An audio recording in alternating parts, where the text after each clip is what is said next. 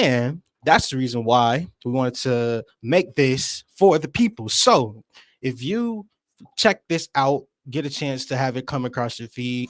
Know that I, your host Moon, am credentialed media, and I get a chance to travel throughout the college football world through the help of CFB Nation, and I get a chance to break it to you in a way where you can see it through my lens. And on this show, we're gonna help you see college football in a greater lens. Checking out some of the schools that might not get a lot of shine and a lot of hype. And on this episode, we're gonna be talking about a lot of them. On today's jam-packed episode, we have Fran Brown, the person, the man of the people.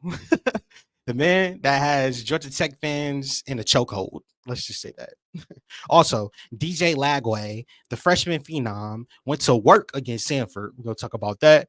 We're also going to talk about NIU and doing the unthinkable for NIU with the upset win over Notre Dame. All of that and more on this episode 3. Let's get to it, my guy. First game coming up on Around the World. North Texas, they ended up staying mean, as I would like to say. The Mean Green ended up playing Stephen F. Austin in a game on Saturday that was pretty festive. It had a lot of fireworks. The fans in the community came out and was able to support the Mean Green. And Denton, Texas was rocking because they hit all gas, no brakes in a game against Stephen F. Austin. And the Mean Green offense, they went to work. They were absolutely full throttle, racking up over 500 yards of total offense, including 322 yards through the air. The fans, they were soaking it all up, sitting back with all the green flying through. And I mean, on Stephen F. Austin's side, let's just say that they couldn't keep up with it. They did have some bright spots. They had a 70-yard pick six in the game by Jermaine Brown that shifted the momentum in favor of Stephen F. Austin. But, just in Mean Green fashion, they stayed buttoned up, composed, controlled the tempo, controlled the clock, and made sure that this game was out of reach by the time that we got to the fourth quarter. And they even had Demaja Harris that went crazy with the 80-yard lightning quick touchdown in the fourth quarter that sealed it. Sealed it for the good guys and the top performers in this game. I mean, Chandler Morris, 322 passing yards, 4 touchdowns on the day. He had 1 rushing touchdown, 3 passing. DT Sheffield for North Texas had 3 touchdown catches on the day, and he had a 51-yarder that ended up setting the tone early in this matchup. Jermaine Brown, who I talked about earlier for Stephen F. Austin, he was a bright spot because he had 70 yards, interception return for a touchdown that just ultimately gave Stephen F. Austin some life, but it wasn't enough. And North Texas, they got the job done, and the Mean Green stay absolutely mean. Coming up next on Around the World, the Saturday night light game in Charlotte, North Carolina, ended up being not what we anticipated. I mean, after we got done watching the Mean Green do their thing, we said, hey, let's check out what's up with the Vols in Tennessee. And did you know that the Vols ended up putting up 51 points on NC State's head in the Duke's Mayo kickoff? Look, this classic game being in North Carolina is something that I want to stay in college football. We got to start there. I hope they don't ever change the location in this game. I know that Charlotte and Dukes have their own connection. We hope to go to the bowl game later on in the year. But for this matchup, KT was telling me, hey, look, the same. If you think NC State gonna keep it close with Western Carolina and then not put their best foot forward against Tennessee, you smoking. And I'm like, okay. But I was under the impression that NC State is not a top 25 team, as we like to say. And KC Concepcion is their savior. However, on today's festive occasion of episode 3 of Wrld of College Football, I would like to tell you that Tennessee walloped them boys. It was bad. It was bad, man. From start to finish, the Volunteers were absolutely relentless in their pursuit of the win. The Volunteers made an absolute statement on this day, and they solidified themselves as a top tier team in all of college football. And the reason why I say that is because they racked up 450 yards of offense, and you know that Veer offense is hard to stop. They spread you out wide. They make you cover every blade of grass. And then they put you in situations where you have to, based on what you put out there, they dictate and then they flow. And when you have a guy like Nico at the helm, it makes it hard for you. So the Nico Iamaleava legend continues to grow. And that's something that I would like to start off the show with talking about because look, Nico was solid. He went 16 to 23. He had 200, about 200 plus yards. It might not seem like that explosive, but just the command that he had in this game, you could see the sizable difference between talent for me at the quarterback position, because anybody that has two working eyes and that was in Charlotte, North Carolina under the bright lights could see that Tennessee has a quarterback. Tennessee has a quarterback, and Tennessee has a Heisman hopeful at quarterback. I mean, he got it cooking in the third quarter with a 15-yard touchdown pass. Miles got busy on the day. And the other thing that I need to mention about Tennessee, which makes them pretty interesting in this world of college football, is they made life a living nightmare for North Carolina State's offense, particularly Will Brooks, who went crazy. He had an 85-yard interception return for a touchdown in this game that just made the entire crowd erupt, and you would have think that it was just all Rocky Top as we got that pick six. That pick six gave a breath of life and a much needed shift of momentum for this team because it made everything fully work in their favor. Tennessee's ground game was absolutely lethal in this matchup because when you have running backs going crazy, offensive line doing their things, your defense don't know where to adjust, and the pace of the game is starting to pick up. It makes things very difficult. And the high tempo that Tennessee rocks with is something that I love. Everybody can't keep up with it. You can try to watch it on film, college football fans. You can try to watch it on film, coaches. But until you play Tennessee, until you actually get out on the field and have to try to match up on defense with them, with the amount of speed, the amount of the scheme that they have, that hyper runs, it makes it very hard for you. And Dylan Sampson on only 8 carries had 2 touchdowns, 83 yards. Nico even got crazy and got a rushing touchdown on a 31-yard rushing touchdown. We basically went untouched and did his dance in the end zone. The offensive line was just opening up holes, and when you could do that, Tennessee looks great. I mean, special teams was solid, and if you're a Rocky Top fan, you love to see Tennessee kicker Max Gilbert do his thing because he was lights out and he made everything good before halftime. And if you're an NC State fan, I mean, you want to have a glimmer of hope.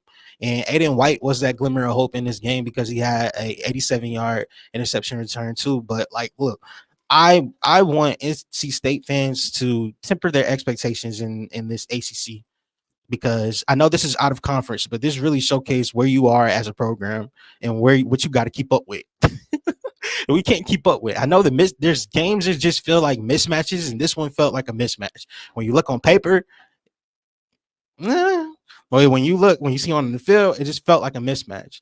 Nico, 211 passing yards with 2 touchdowns, 1 rushing touchdown. Dylan Sampson, 2 touchdowns, 83 yards rushing. Will Brooks, he had that interception return for a touchdown. And Tennessee, they look to keep it rolling, rolling, and rolling. Oh, man. The world of college football continues. But before we do, special shout out to our sponsors, DCFB Nation, and also SeatGeek, because if you use the promo code DCFB Nation on SeatGeek, you can get $20 off your first purchase, because we greatly appreciate you. And we know that you need to save money on any type of event. Speaking of events, there was one that was going on out there at Malone Stadium, and ULM ended up handling business. They ended up handling business recently, this past weekend. And I'm a fan of Sunbelt action. I'm always going to choose the Sunbelt action over any other conference, in my personal opinion, just because it really is fun. Like when you look at from top to bottom of the Sunbelt, I talked about it on last week's show. there's a lot of sleepers from teams to coaches, offensive coordinators, defensive coordinators. There's a lot of players that slept on, and we got to talk about some of them because ULM ended up getting a dub in a dominant second half at Malone Stadium, 32-6 over UAB. They hosted them, and this game was all about the rushing performances, the dominance in the run game, and how secretly ULM is 2-0 on the season. UAB, on the other hands, the Blazers, they're 1-1, and they couldn't find a rhythm offensively to save their life, and they continue to struggle. Now, the Warhawks defense is good. I have to tell you that, but and the game did start off evenly. If you want to just keep it frank, they both teams traded field goals early, so you were watching and you're like, okay, they're just filling each other out. But then Ahmad Hardy had a 16-yard touchdown run, and in the second quarter, that set the tone for ULM's offense, and they started to get some life. They started to get some pace, and then UAB responded with another field goal, and I'm like, maybe they're kind of trying to filling itself out. Then when we enter halftime with a 13-6 type of situation, I'm like, yo, this game is way too close for my comfort.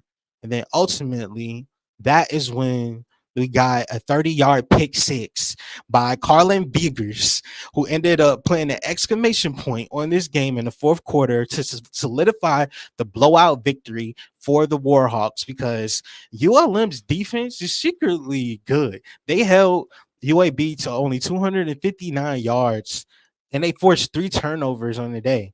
I know when they're playing at home, they're a different type of energy. I mean, the fans showed up, and I gotta give a shout out and clap it up for their fans, even watching the playback. But the things that you need to know, Ahmad Hardy, running back, is a problem. He had a 16-yard touchdown run, and he led ULM's ground game from start to finish. Max Larson, he had a perfect day kicking the rock, and he had a longer 40 yards on the day. Vigors had the interception return for the touchdown that made this game out of reach for ULM. And I would just like to say, when you can put all of these phases together, defense, special teams, a little bit of offense, and my little catch slogan, run the gosh darn football, you just might end up winning some games. And that's what ULM did in Malone Stadium in a matchup that I was really happy to see. Let's get into the big boy donkey in a game that I saw this weekend that absolutely blew me away. I was on the road this weekend, traveling on the CFB Nation tour, and week 2 had a lot of excitement. I mean, we had I went to 3 games in one day. I'll talk to you about them a little later in the show. Uh, the governor was in Maryland for Maryland and Michigan State. You had Nino at Boston College. I mean, we were spread out all over the place. And when I got back home, I tried to lock in on the task because, doing a lot of things. When I got back home, I took a glass of wine, sipping it with the family and everything. And they say, have you watched any games? Like, no, I've just been focused on what we got. I said, what's the scores? Said 66-20. I said, oh, that must be like Ole Miss or something. They said, no, that's Clemson. I said, what? Clemson? You talking about the same Clemson that we was about to go to this past weekend?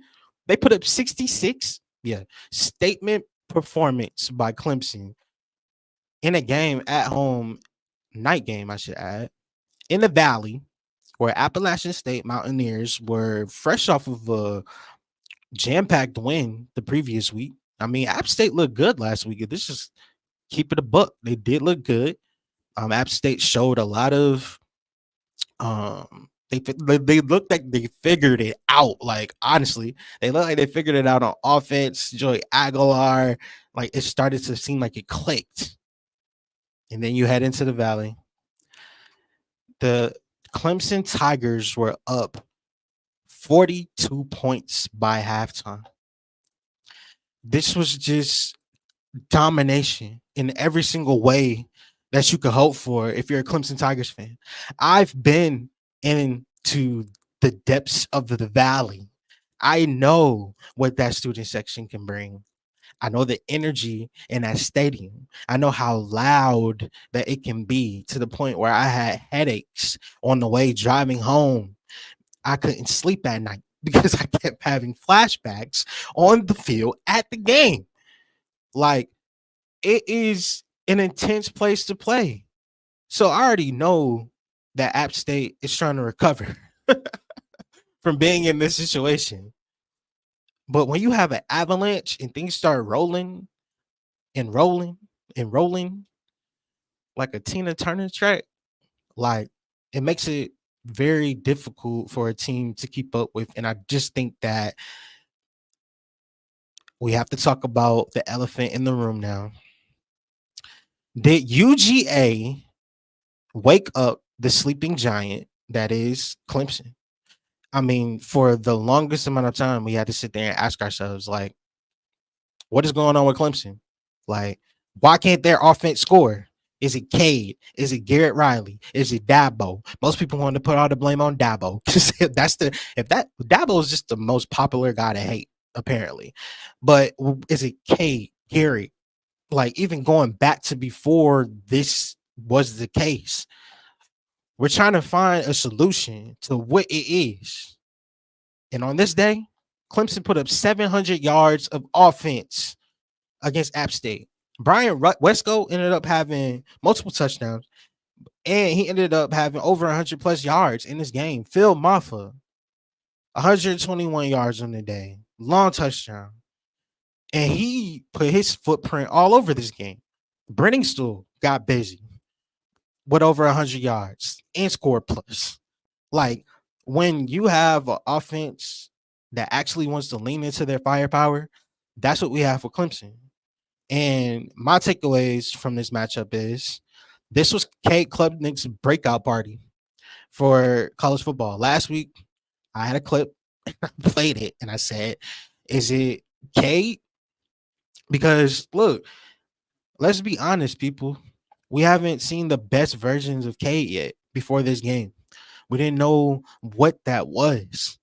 If this is the apex of what we can get, and he can give us this more times than not, then I have a new respect, admiration, love, and a deeper infatuation with Cade Klubnik's game, because he played with poise, he played precise, he had the fans really hyped the entire game because they had to be looking at what type of Cade is this. I mean, Phil Maffa, Wesco, my second takeaway is that there was this offensive explosion and offensive explosive plays everywhere. And that's what Clemson needs to lean into to continue to be great. App State's defensive struggle was my third takeaway, because you can't have a high like last week for App State playing in the comforts of Bone, North Carolina, and then coming to the Valley and fold the way that they did, giving up 700 yards of total offense. I mean, total offense. Yeah. I understand the Tigers got athleticism and speed, but for the expectations that I have for App State and the aspirations that I have for this program when trying to compete for the Sun Belt, like, that gave me a lot of cause for concern, if I'm being 100% honest. And I know that was pretty brutal for App State fans to watch, but if it was a silver lining, it was the fact that Mekhi Jackson looks like he's a dog. Like, Mekhi Jackson looks like he's a problem, and he had a 99 yards and a touchdown on today. So that is a bright spot for App State fans. Clemson, I want to see more of this you. I want to see more of this side of you. And I will answer the question that we have in the chat. Did Georgia wake up the sleeping giant that is Clemson? Absolutely. Absolutely. I honestly think that this blowout that we had in week 1 where the whole entire world could see, was probably the best thing that could have happened to Clemson because it was out of conference. It made them have to really go to the bottom, down below, like like Roddy Rich said. Remember them cold nights sleeping on the floor? Like, you remember when you used to dream about college football expectations and that being the standard? Well, y'all can't even face that reality right now because y'all playing the number one team in the country and you got smacked for everybody and a mama, grandmama, uncle, and auntie to see. Now everybody looks at Clemson in a weird way. And then the next week you respond like this. Yeah, that's the type of Clemson that I want to see. What's wavy? It's your boy Moon. You tune in the World of College Football. And this episode is presented by SeatGeek. Special shout out to them. It's also special shout out to the governor of college football. Check out his show on YouTube. You can soak up all of the content that we have. Follow him at LeverKT on Twitter and connect. My dog is helping me behind the scenes. So I really, really appreciate him so much. I appreciate y'all too for tuning in. We are locked and loaded, getting ready to go deeper into the show. If you have anything that you want to talk about in the chat, let me know. Any questions, comments, concerns, thoughts about anything in the college football world, I would love to talk to you and connect with you. And this episode is presented by the letter L, because if your team took an L this week, guess what? You got to hold it. Coming up next on Around the World, hosted by your guy Moon. Do you know that Tulsa still has not won in Jonesboro, Arkansas? Arkansas State, man, pulled off a crucial home victory against Tulsa in a back and forth showdown that ended up telling me more about both programs. Like, when I look at this in all totality and we look at the drone shot and we look at it from like however many 15,000 feet straight up, I'm gonna be able to say that I finally got a chance to see what Arkansas State can look like when they actually want to play defense. When they want to play defense, when they get a team that can be competitive, really out scheme them in certain areas, and make life miserable for them in others, it makes for an interesting showdown. And some of the takeaways that I had from this game is one, Jalen Rayner continues to shine. Freshman quarterback, well, not a freshman anymore. Rayner continues to shine. He showcased his potential once again. He had 2 touchdowns on the day, and you better believe he found his favorite target on the day. He had 255 yards, and it wasn't pretty at all times, but he just continued to chug along and do what he needed to do. And he put it on full display that he can lead this offense. He can be a good quarterback for Arkansas State. Now, he had a 15-yard touchdown run in this matchup that just swung the pendulum the other way. And he gave Arkansas State the momentum back in their favor. They're playing at home. You want the crowd to be on their A game. You have to deliver. And Jonesboro, Arkansas got a darn good game. For real. Other thing I need to know and a takeaway that I have, Arkansas State can have some special teams magic whenever they need to like dip into that bag. They have it. They have the playmakers. Courtney Jackson had a 77-yard touchdown return on a punt that just showcased, okay, you putting it together on defense. You putting it together on a little bit on offense too with Rayner. All right, let's see what special teams like. And they checked that box. Let's talk about Tulsa. Tulsa had to come back in this game. And beginning of the game, it was tough sledding. Camden Benjamin, he had a 39-yard catch, and Cardell Williams added a rushing score in this matchup. But the thing I want to talk about with Tulsa is, like, why do we have to be in these situations? Why do we have to continue to start slow, Tulsa? If you're a Tulsa fan, that has to bother you. That has to bother you because you could have easily had the pendulum swing the other way over the course of the season in the first 2 weeks of the season. Arkansas State's defense They gave up 362 yards. And it was some bright spots, and I'm not gonna punish them anyway because I know what Rainer can be like, and I know what Rucker is and everything, right? But when it matters the most, when it matters and you absolutely need it the most, who can clamp down? They didn't do that. They didn't do that. Arkansas State was the one that did that. They forced the turnovers. They limit Tulsa to just 7 points in the second half. Tulsa, you cannot have only 7 points in the second half and then expect to win a game. Even if no matter how much you bounce back in the first.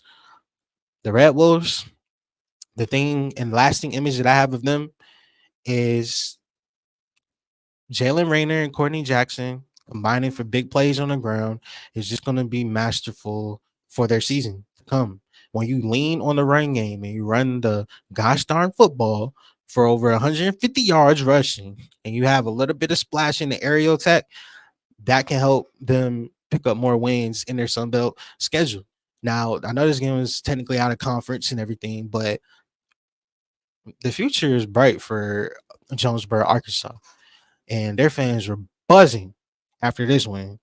Shout out to Arky State and the Red Wolves. Coming up next and around the world, Moan is an honorary Georgia Tech fan, and I also have a little bit of care, love, and concern for Georgia Southern. I really rock for all teams Georgia, just because it's my home state. And I paid attention very closely to what we were going to get between Georgia Southern and Nevada because these two teams went toe to toe in a matchup that was very tight. The scoreline coming into this game had this game right on the margin, and it played that way out on the field. Georgia Southern ended up winning 20-17, and Nevada. I'll just say this: Nevada continues to win time of possession, bro, and they continue to win the yardage games. But at the end of the day, when you need timely plays the most, can Nevada deliver? That's the question that I have for that program. Like, look, we saw it week 1 versus SMU for Nevada. You had a chance to be up top over SMU, and you got these boys on the ropes. And what do? Let it all squander away. And we're gonna talk about SMU a little bit later, but this is what we get with the Wolfpack in another close game that does not go in their way. And it was the field goals and timely plays that was the difference in this game. Georgia Southern's defense bent, but they didn't break.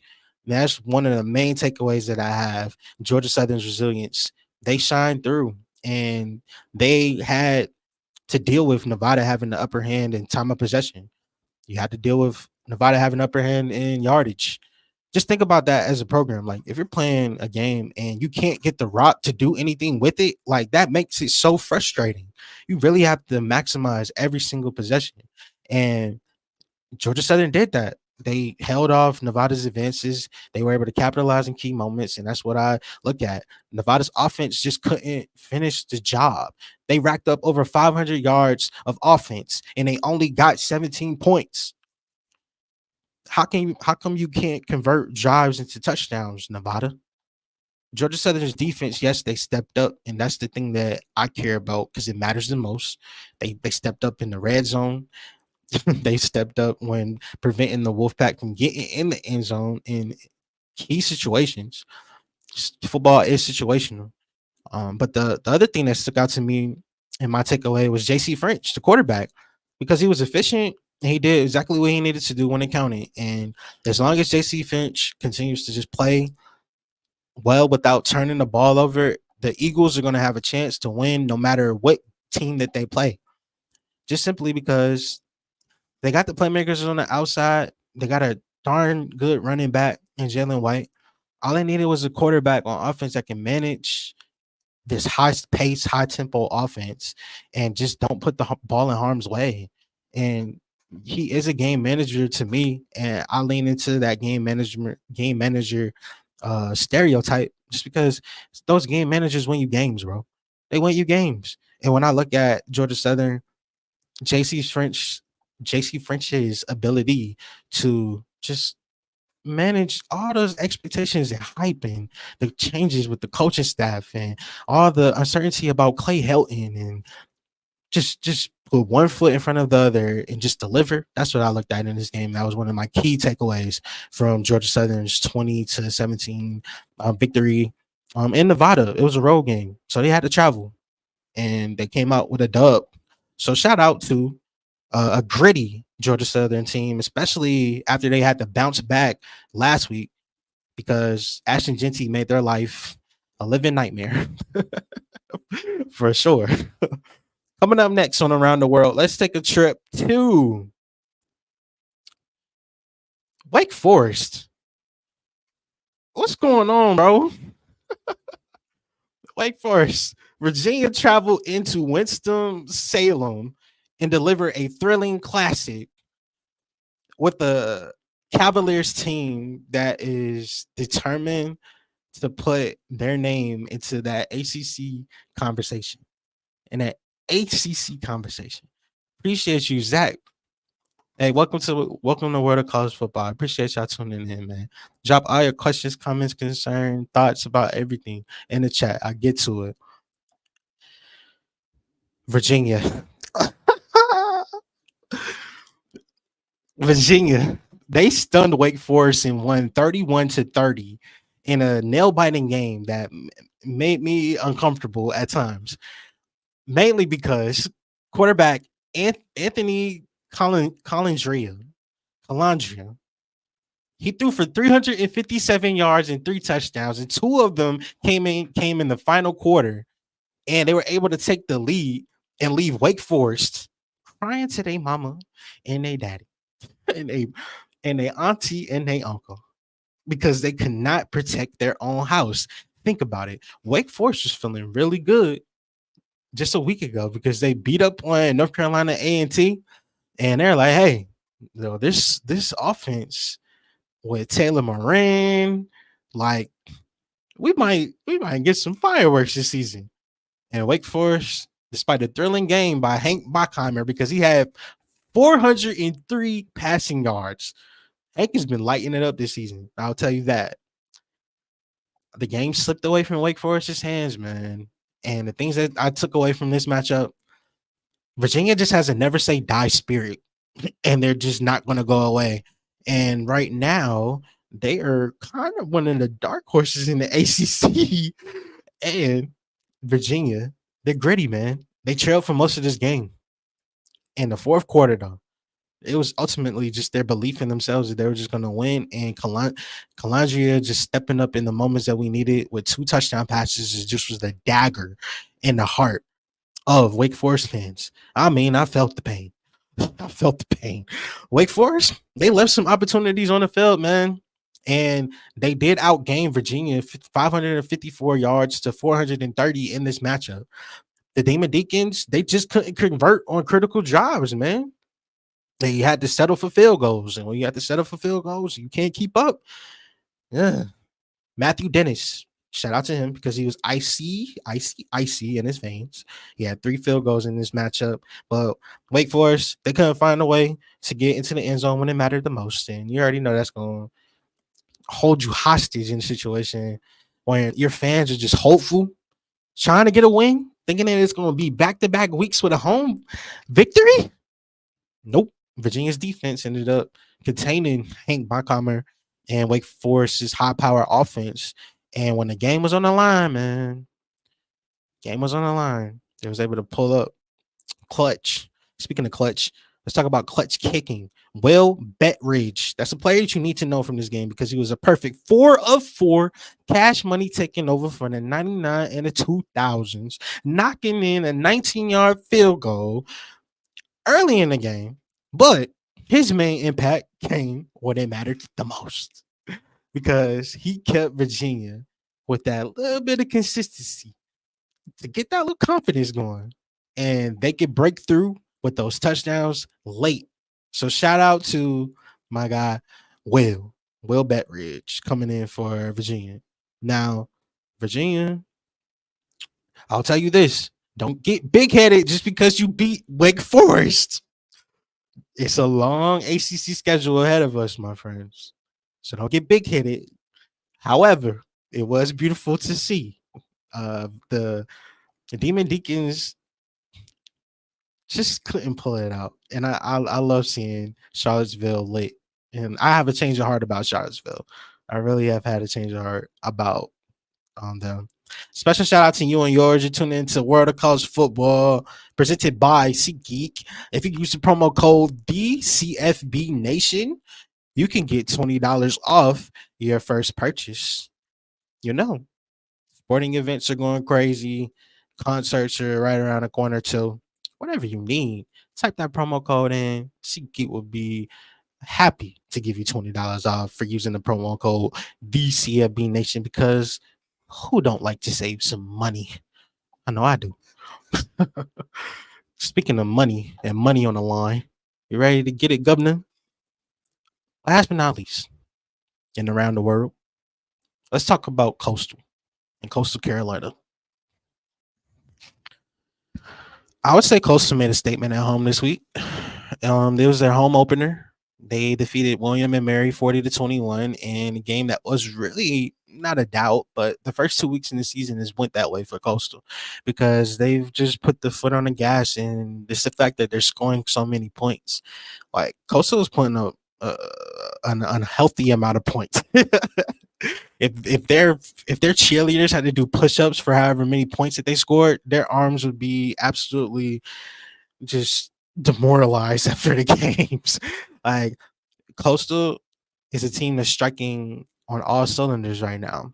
And I do want to give a shout out to William and Mary because they did put up 21 points on the FBS program. So they got that dough, hit that gas, and was back at home. I don't know how much dough they got, but let's just say Coastal just made it interesting for me because I like seeing fireworks. I like seeing explosiveness. That was probably my explosiveness is probably my favorite word in college football. Explosiveness and accuracy. Because sometimes you just got to be very accurate, whether it's a game plan, whether it's a quarterback, whether it's your depth in your coverage, or just the accuracy of your kicker. Because in this game, you had a combination for all of that. For Coastal, the kicking game was on the money. The run game was relentless, and they had 21 points unanswered in the first half. And William and Mary was sitting there like, bro, what are we supposed to do? Do you see this blue turf? Like, it's hard to see out here. I'm getting tackled. I got turf pellets, and I don't know what color they are. Like, when you control the tempo, in all seriousness, when you control the tempo, you control the line of scrimmage, you're going to have good things happen. And Coastal did their thing, man. They ended up letting the ground assault go crazy in this matchup. And William and Mary, they just got the ball ran down their throat, and it was 279 yards of rushing for Coastal on the day. That's Coastal's strength. They remind me of teams like UCF and Rutgers and those Illinois when they really want to lean in to Caden Fagan, like for real. Those type of teams that just lean on the running game and just run the gosh darn football. They had 2 touchdowns on the ground from Christian Washington. Like, come on, bro. Coastal. When you run in the rock like that, it's always going to be a great thing. The other thing, the kicking king, Kate Hensley. Shout out to the kickers. Kickers get love on Wrld of College Football. He was automatic money, taking over for the 99 of the 2000s. He had a 49-yarder on the day. He had some extra points on the board. And his accuracy is what pushed him over the top and helped propel. Sometimes you don't have to score touchdowns. It's okay to take a field goal, especially if you have a penalty that doesn't go your way, but like you have to convert on points. And that's what I like to see. Special teams coming alive, and we pay attention to special teams, and he helped boost them in a couple of ways that you like to see for them. Now, when it comes to the other side of the ball, William and Mary, their big plays just wasn't enough in this matchup. They had a Jayshon Kendricks. He had a 62-yard touchdown in this matchup from a pass from Darius Wilson. And William and Mary had some hope, but ultimately they couldn't get more yards where they really needed it to, whether it was keeping them in ahead of the chains, whether it was 319 total yards in a game. You'll look at that and be like, yeah, man, that's William and Mary, 309. No, Coastal was already cooking with hot grease. So, of course, they're going to give up something. Of course, they're going to play deep. Of course, they're going to let these boys feel like they feel something good on a day. But it's the thing that I like people don't want to talk about. It's the fact that William and Mary was 5 of 16 on third downs. Third downs are so underrated because that's how you continue drives. And that's how Coastal was ended up to get the dub. They were dominant in the trenches, man. 279 rushing yards. They held William and Mary to 142. And I know I spent my 5 minutes talking about Coastal, but the fans out there on the blue turf, the other blue, they know how to get down. That game is super exciting to check out. And shout out to the Chanticleers on the 40-21 dub in the world of college football. Let's get into it, man. Check in with the fans and the audience, the special people watching. One love to you. One love to you, Zach. On this episode 3, we still got a lot of things to talk about, including Fran Brown and Syracuse having a possible Heisman contender on their hands with Kyle McCord, and Georgia Tech fans being salty. Very salty. Salty Splatoon, if you would like to say. Speaking of that, let's get into that game, Governor. Because I think that's where I want to turn the chat up real quick. All right. About to lock in. I already been locked in, but I'm about to lock in even more. And might not be pretty. I'm a Georgia Tech supporter over the last, I would say, 2 years now. And I've got a chance to see Georgia Tech up close, like on numerous occasions, whether it was traveling with them on the road to see Clemson in Death Valley last year, whether it was seeing them just choke against Boston College early in the season last year, whether it was storming the field with the fans against North Carolina when that game in Drake May, they call out Drake May every name in the book besides overrated. I saw Georgia Tech like multiple times, even last year versus Georgia, in clean old fashioned hate, where that was probably the most intense game I went to all season long on the CFB Nation tour. I've seen Georgia Tech in the spring for their spring game. I went to first Saturday on the flats where the whole community came out to see. And I've been paying attention to them up close this season. And the one thing that I keep noticing with Georgia Tech fans is this. As a newfound supporter, y'all can't take when y'all have a loss. That's the number one thing that I have in my takeaway. Let's take a message to the fans. Look, I get that, like, you have your preferences on what you like and what you don't like, but I don't care for people calling others trash. Like, I don't care for people calling people trash. And apparently, Fran Brown got called trash and classless on a tweet that I saw in the Georgia Tech Hive this weekend. And I'm looking at this and I'm like, bro, there's a whole thing. So let me break it down. So this week, Syracuse ended up hosting Georgia Tech in a game where Tech was coming off of a lot of high after beating Georgia State in a matchup in the Battle of Atlanta. They just took care of business against FSU. Now we have a situation where you have to travel on the road to Syracuse in a game that means a lot in the ACC already. Syracuse ended up playing Ohio last week. They won, even though the game was ugly. I watched the press conferences. Fran Brown told me and the rest of the media, hey, look, these boys want to come down here and think that, like, we not going to be physical. Like, we take that physical talk different up here in Syracuse because, like, what do you mean by that? It's like that Juicy mean. Like, what do you mean by that? Like, that's how the energy felt watching the press conferences earlier in the week as this game was coming on.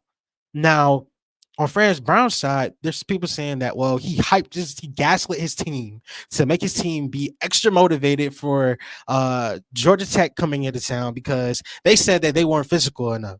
So my answer to that is that's what he's supposed to do.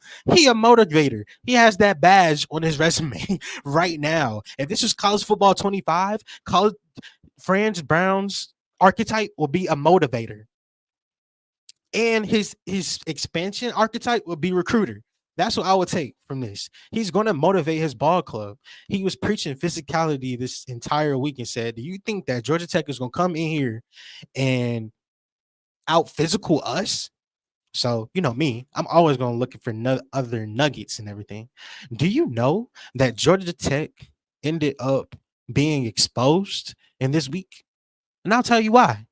Georgia Tech got exposed because the same Syracuse defense that let Ohio cook with hot grease last week in a game that was kind of uncomfortable. We know Kyle McCord did his thing. I know.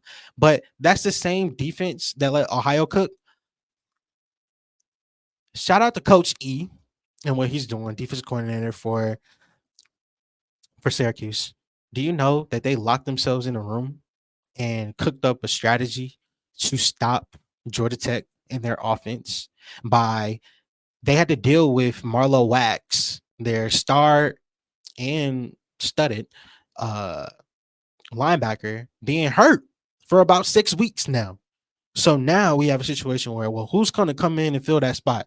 Do you know Syracuse actually cooked up a defense in a week that could stop Georgia Tech? And they gave the rest of the country the blueprint to do that? Now I'm the host of the Buzz Report. I get a chance to see Georgia Tech up close and personal. Like, for real. That was disheartening to see for the Georgia Tech side of me. It was hard. I see Fidel Diggs at linebacker. At linebacker. He's a defensive end. He can play all down the line. He's playing at linebacker. And he's coming in, and Fran Brown and Coach E are literally just cooking up. And I'm like, yo, they really did this in a week just because of the physicality talk. Now, my takeaways from this game is this. Georgia Tech, you can't be in a situation where you only have 14 points and the game is 5 minutes left in the fourth quarter. The score was 28-31. But that is no indication of how close, like, this game was not close. It was not close. Now that let's get to the players. Kyle McCord is secretly a Heisman dark horse, and I'll tell you why. Kyle McCord is in command of his offense. Kyle McCord made the right decision going to Syracuse. You can ask Syracuse and ask Fran Brown about how they feel about Kyle McCord. They are so happy that he actually came to them, and they're so grateful that he's in their locker room. Why? Because he's a battle-tested quarterback that has a lot to prove with an insane chip on his shoulders that actually might be gosh darn good. Kyle McCord is him. The reason why is this. There's a play in this game on a third down, and I think it was about 3 to 6 area. Georgia Tech decides to, at the last minute, disguise a blitz that they're going to send.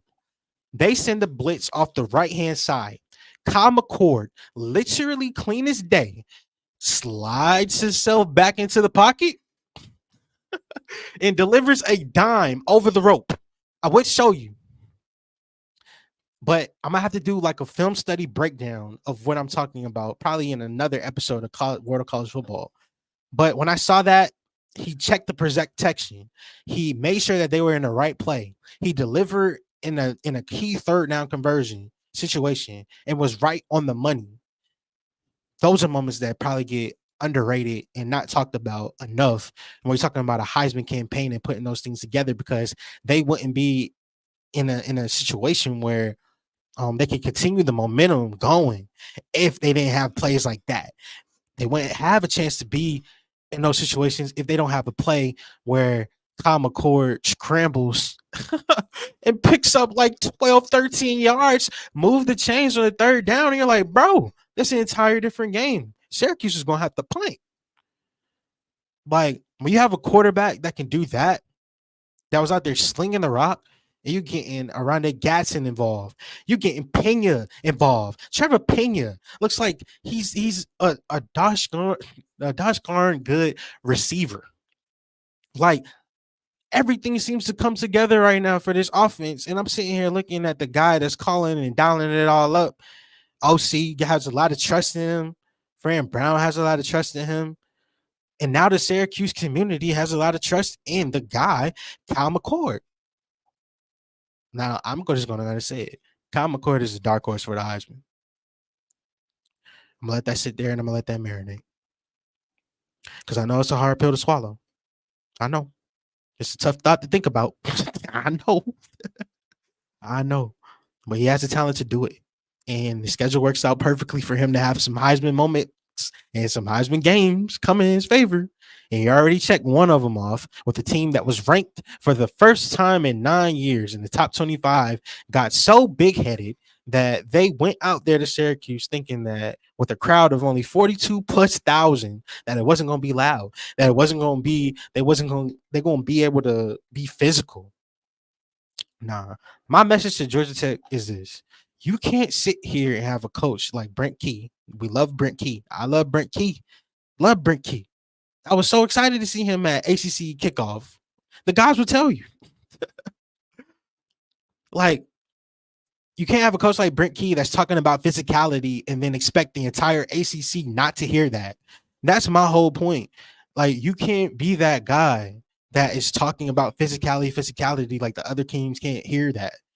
I know you showed it against Florida State, but what is Florida State right now? Nobody knows what Florida State is right now. I know you showed it against Georgia State, but like Georgia State's still trying to get things together. I'll talk about them a little bit later. It's up to you to continue that momentum when you have to play a team like Syracuse, who actually takes it personal when you have physicality talk on the docket. So in this game, I mean, Kyle McCord was the one that stood out to me the most. Haynes King, I will talk about him because he got busy on the ground. Haynes King had a moment in this game in the third. It was like a 3rd down and 3. They ran like they always do the jet sweep motions because they want to, Georgia Tech, that is.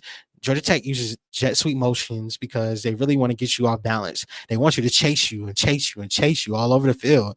And the moment that you get out of position by a hair, like I mean like the hair on your chin, like they will, it can be like a multi-read play, an option play.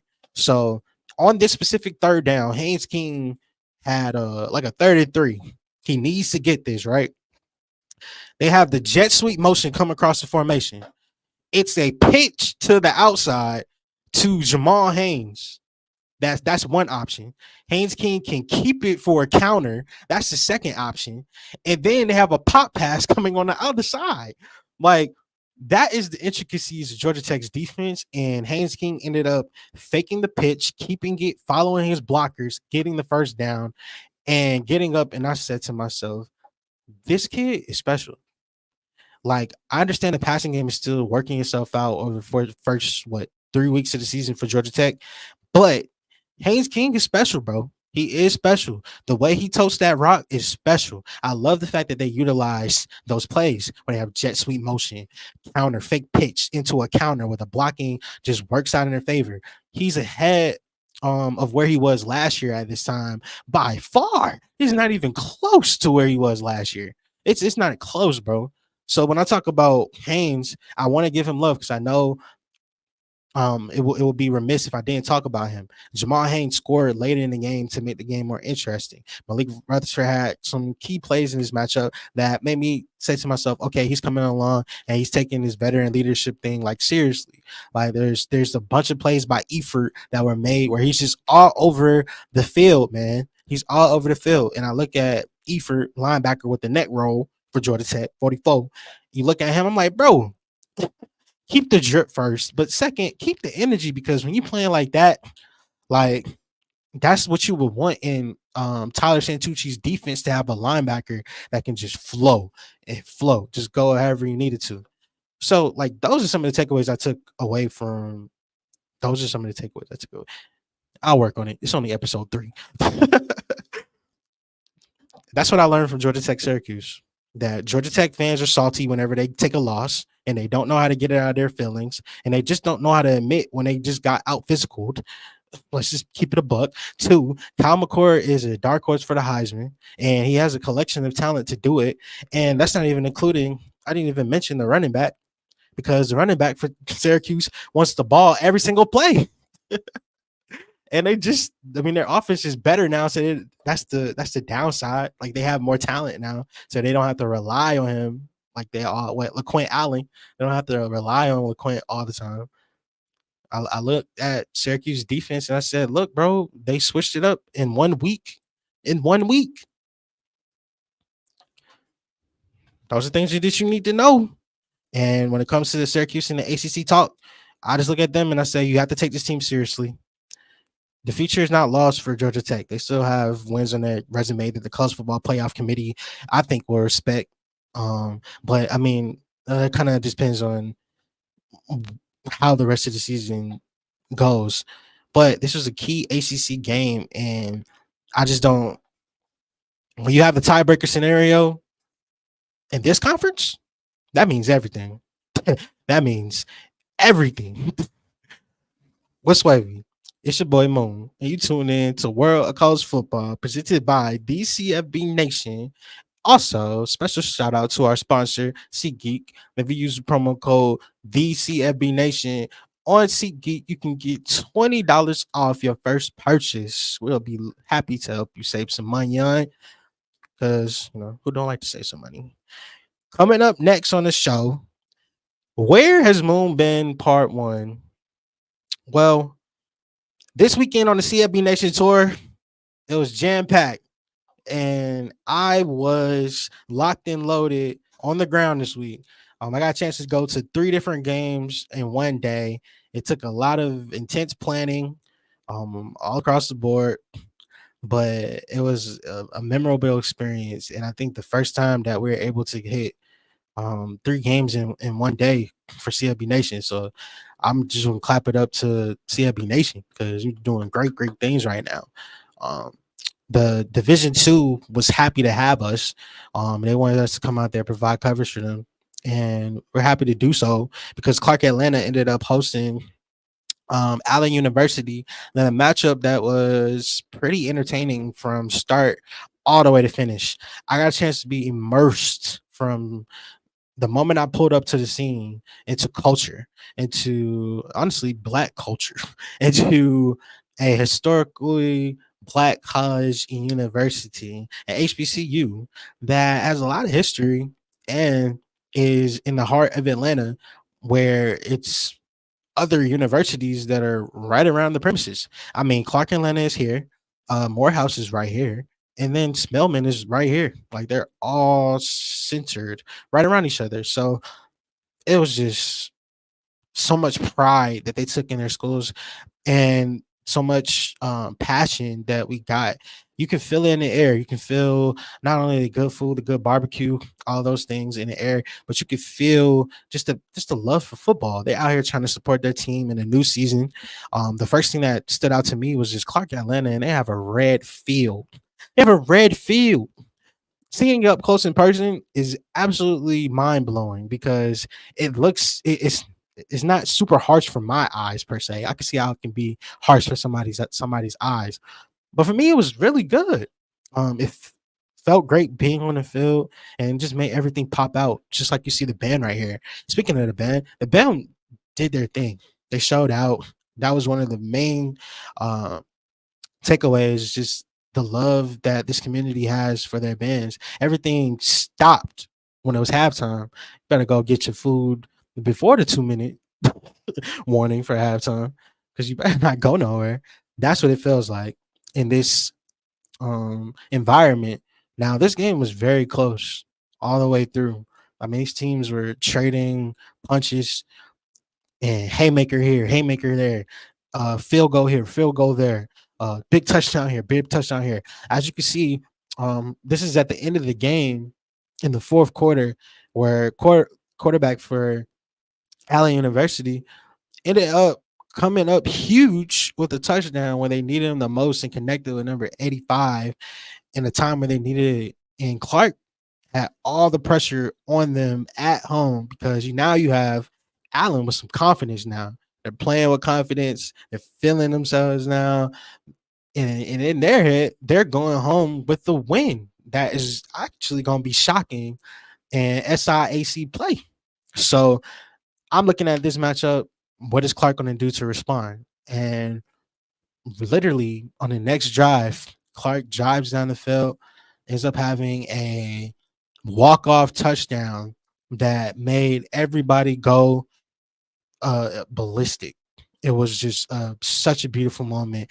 I'm talking about people screaming, jumping for joy, the fans going crazy, the band going just it was just so beautiful. The people on the field with me, the reporters that were covering Clark and Allen, they started celebrating just because the moment was so big. And that's when I said to myself, man, Division two football is can be just as good as the big boys. Why? Because it's pure entertainment, man, and it still matters in the world of college football. I was thoroughly entertained by this environment. I mean, they crossed off all the check marks. Clark Atlanta had some moments from their quarterback where it's a lot left to be desired. He had like 2 interceptions on the day, and I don't think he had over 200 yards. Allen's defense made some stops in key situations, including a pick six that took the life out of the stadium for Clark Atlanta, and it put things in a weird position. But anytime you're a team that has to bounce back and forth with a HBCU rival in a conference that's starting to get a little bit more love and get better from top to bottom, like, look, bro, it makes just things more compelling. And I take away from this game was it was a fantastic atmosphere just to see Clark ended up winning 26-22, where my mouth was on the floor. My mouth is on the floor. I'm walking away from the game like, oh my God, Clark won. And I have to walk 15 minutes north and I get to Morehouse, and that's the game that I go to next. Um I didn't have Morehouse clips in here because of other reasons, but Morehouse ended up losing to Johnson C. Smith University. Um Big. The game was it was bad, but when I got over there, it was a completely different energy than when I felt at Clark. I think Morehouse just has a lot left to be desired for that football program right now, and they're trying to turn the tide. I mean, I'm hopeful for them. They play this upcoming week versus Howard in New York, in HBCU NY Classic. That's going to be very huge for both schools. If they can right the ship and somehow pull off an upset against Howard, who knows? That could change their entire season. But from what I saw, Johnson C. Smith was just better in pretty much all phases of the ball. They're more physical. They have bigger players. They were ready for every test that Morehouse could take. And honestly, I just didn't think that Morehouse could keep up with Johnson C. Smith from a talent perspective. Now, best game I saw of the day and best moments I saw today was the band for Clark Atlanta, because they went crazy. They went crazy. It was great to see. Great to see. Clark Atlanta is really cool the way the university is set up and the way the football field is set up. Not only is it a red field, but the red field leads up to a hill where the entire community is like sitting on in chairs, like camped out on the hill watching the game, and they have the best view because they can see everything on the stadium. So they have hill on one side, bleachers and stadium on the other side, and it's just a great environment, bro. I would tell everybody, if you have a chance to go to a Clark Atlanta game, go to a Clark Atlanta game. It is worth it. It's worth your time. This team is actually doing some. I think they're going to do some big things this year. They look like they're more connected than they were last year. I saw them a couple of times last year, and their coaching staff has really put in some drastic changes. The team's just more together. When they got punched in the mouth last year, it was like they just folded. This year, when they got punched in the mouth, they said, "All right, we're gonna step up and I'm gonna show you how we do it out here in Atlanta." And Allen was talking crazy to these boys because they really means a lot, like to them. Allen was talking crazy, and Clark responded. That was what I like to see, just from being on the sidelines and see just the natural competitors come out. I mean, you hear some things, you see some things sometimes, but that's one of the drastic things that I saw from last year in 2023 Clark Atlanta versus this year, 2024 Clark. So the future is bright. Future is bright for HBC football. Future is bright for Division II football and CFB Nation. We put spotlight on everybody, and everybody, everybody can get some love. You're tuning in to CLB Nation's special presentation of Wrld of College Football, presented by SeatGeek and hosted by your boy Moon.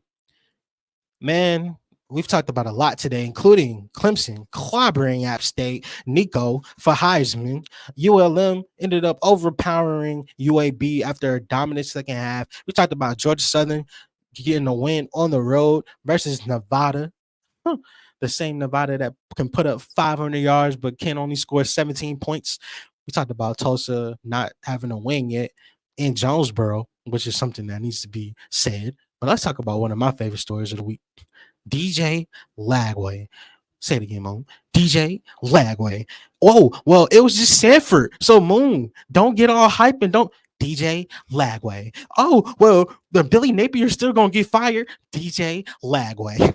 Say it again for the people in the back that might not have heard you and might just came in. Want to say it with me? All right, cool. 1, 2, 3. DJ Lagway. That's the guy that I want to start off this show in this segment by talking to you about as we hit into hour 2. And y'all pulling up deep, over 40 people plus in here. Shout out to y'all. The Samford Dogs, man, they had a tough night. They lost 45-7, and Florida was rocking. They pulled out the all blue drip with the blue tops, with the bottoms that look so clean. And I'm sitting here looking at myself like, bro, not only is their drip looking really good tonight, but their offense is looking really good. And there was just explosiveness everywhere, and led by DJ Lagway. I mean, the receiving core, when DJ's in the game, just looks better, and they look like they want to play for him. I'm just going to say it. I saw it. Y'all can see it too. Look at week 1 versus with Graham Mertz versus look at this past week and tell me that there isn't just a chemistry difference. DJ Lagway actually has that type of leader, bravado, moxie, swagger. It doesn't matter. Whatever you want to call it. He has it. He has it. And I feel like it rubs off into the receiving core. It rubs off into the offensive line. It looks like they want to block better at Florida when DJ Lagway's in the game. I mean, he had an 85-yard bomb for a touchdown. Eugene Wilson, I mean, deep threat potential is all over the field right there. 8 Idon Mazel going crazy. Tank Hawkins. I mean, bro, everybody getting involved. And then even when you talk about just Florida being disciplined, Florida was disciplined. They wasn't beating themselves all with penalties all over the game. I mean, they did have 7 for 77. But that's the complete difference to what we saw the week before when Miami came to town. So you see the improvements. You see them getting better. You see them continue to put pressure on Samford. And, oh, well, Moon, it's only Samford. Moon, well, can't get too caught up, been out of shape because Samford. Bruh, you right. It's Samford. And they could have easily struggled. Like we had some teams that tried to underestimate their opponent. Notre Dame. You can struggle, or you can just take the bull by his horns and say, we're going to execute in all phases. And that's what they did. And they did not beat themselves in moments where they needed. I mean, they ran the rock. And that's what I love to see with Florida. They ran the rock. Montel Johnson Jr. consistent. As you come. I love seeing Montel Johnson run the football. he's a short yardage nightmare because he makes the team already go ahead and get the special teams unit ready because he's gonna score. So he had 2 short yardage touchdowns, and he just kept the chains moving all throughout the game. And like Major Payne would say, just kept chugging along. 166 yards, 34 carries, controlling the pace. I mean, Florida with a ground game is what they need to lean into. But then you have to talk about this kid, DJ. This man had 466 yards, 4 touchdowns. So you do the math. How many yards did they say he had on the ground? 166. Yep. And then this man threw for 466. So Florida was almost sneaking 700 yards of offense. And it's a great day in Gainesville. I look at this situation and like, all right, what is the bright spots? Well, DJ actually looked like he can be a freshman sensation that could come in and like make impact now. Like now. We also see the run game going crazy. We see the deep play ability from the receivers. We see the chemistry starting to grow. We see not only that, but we see connection. Like connection. Like look at this connection led by a guy that just might sneak up on some people this year. But I can say all the beautiful things in the world about Florida and spend some time on them in my 5 minutes session about Florida. But all of it does not matter if Billy Napier continues to sabotage. Why are you going after your kid just put up 406 yards and 4 tutties? Why are you going and saying, well, we still haven't decided who a starting quarterback is going to be. We're still undecided. I think both guys can still be good, and Graham Mertz can still be good. And yeah, we're still going to go back and go through the pieces and reevaluate. What are we doing, Billy? You got the magic sauce right in your hands. You got the Polynesian right in your hands, but you sit here and want to go back to Chick-fil-A. Like, you got the Polynesian.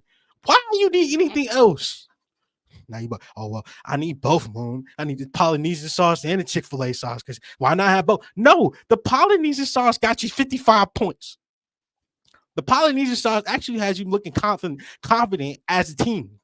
The Polynesian sauce actually was just sprinkled on that thing, and that's all you need. Why are you being just extra? That's what I feel like for Billy. And that's what my Achilles heel would be with Florida in this game. It really just comes down to this. I believe DJ Lagway can save Billy Napier's future at Florida. The problem is, I don't think Billy Napier is going to lean into that until he absolutely has to. But by that point, it could be a different season at our hands that we're looking at. Future is bright at Florida if DJ Lagway is at the helm. But with this schedule, why not? Let the freshmen get some reps against this brutal schedule that you have and see how this team plays. That's what I'll say about Florida and my 2 cents about that one. But, I mean, the grind has stopped because it wasn't the only team that played in Florida this past week. We got a couple more to get to out of the great state of Florida. But coming up on Around the World with Moon, did you happen to see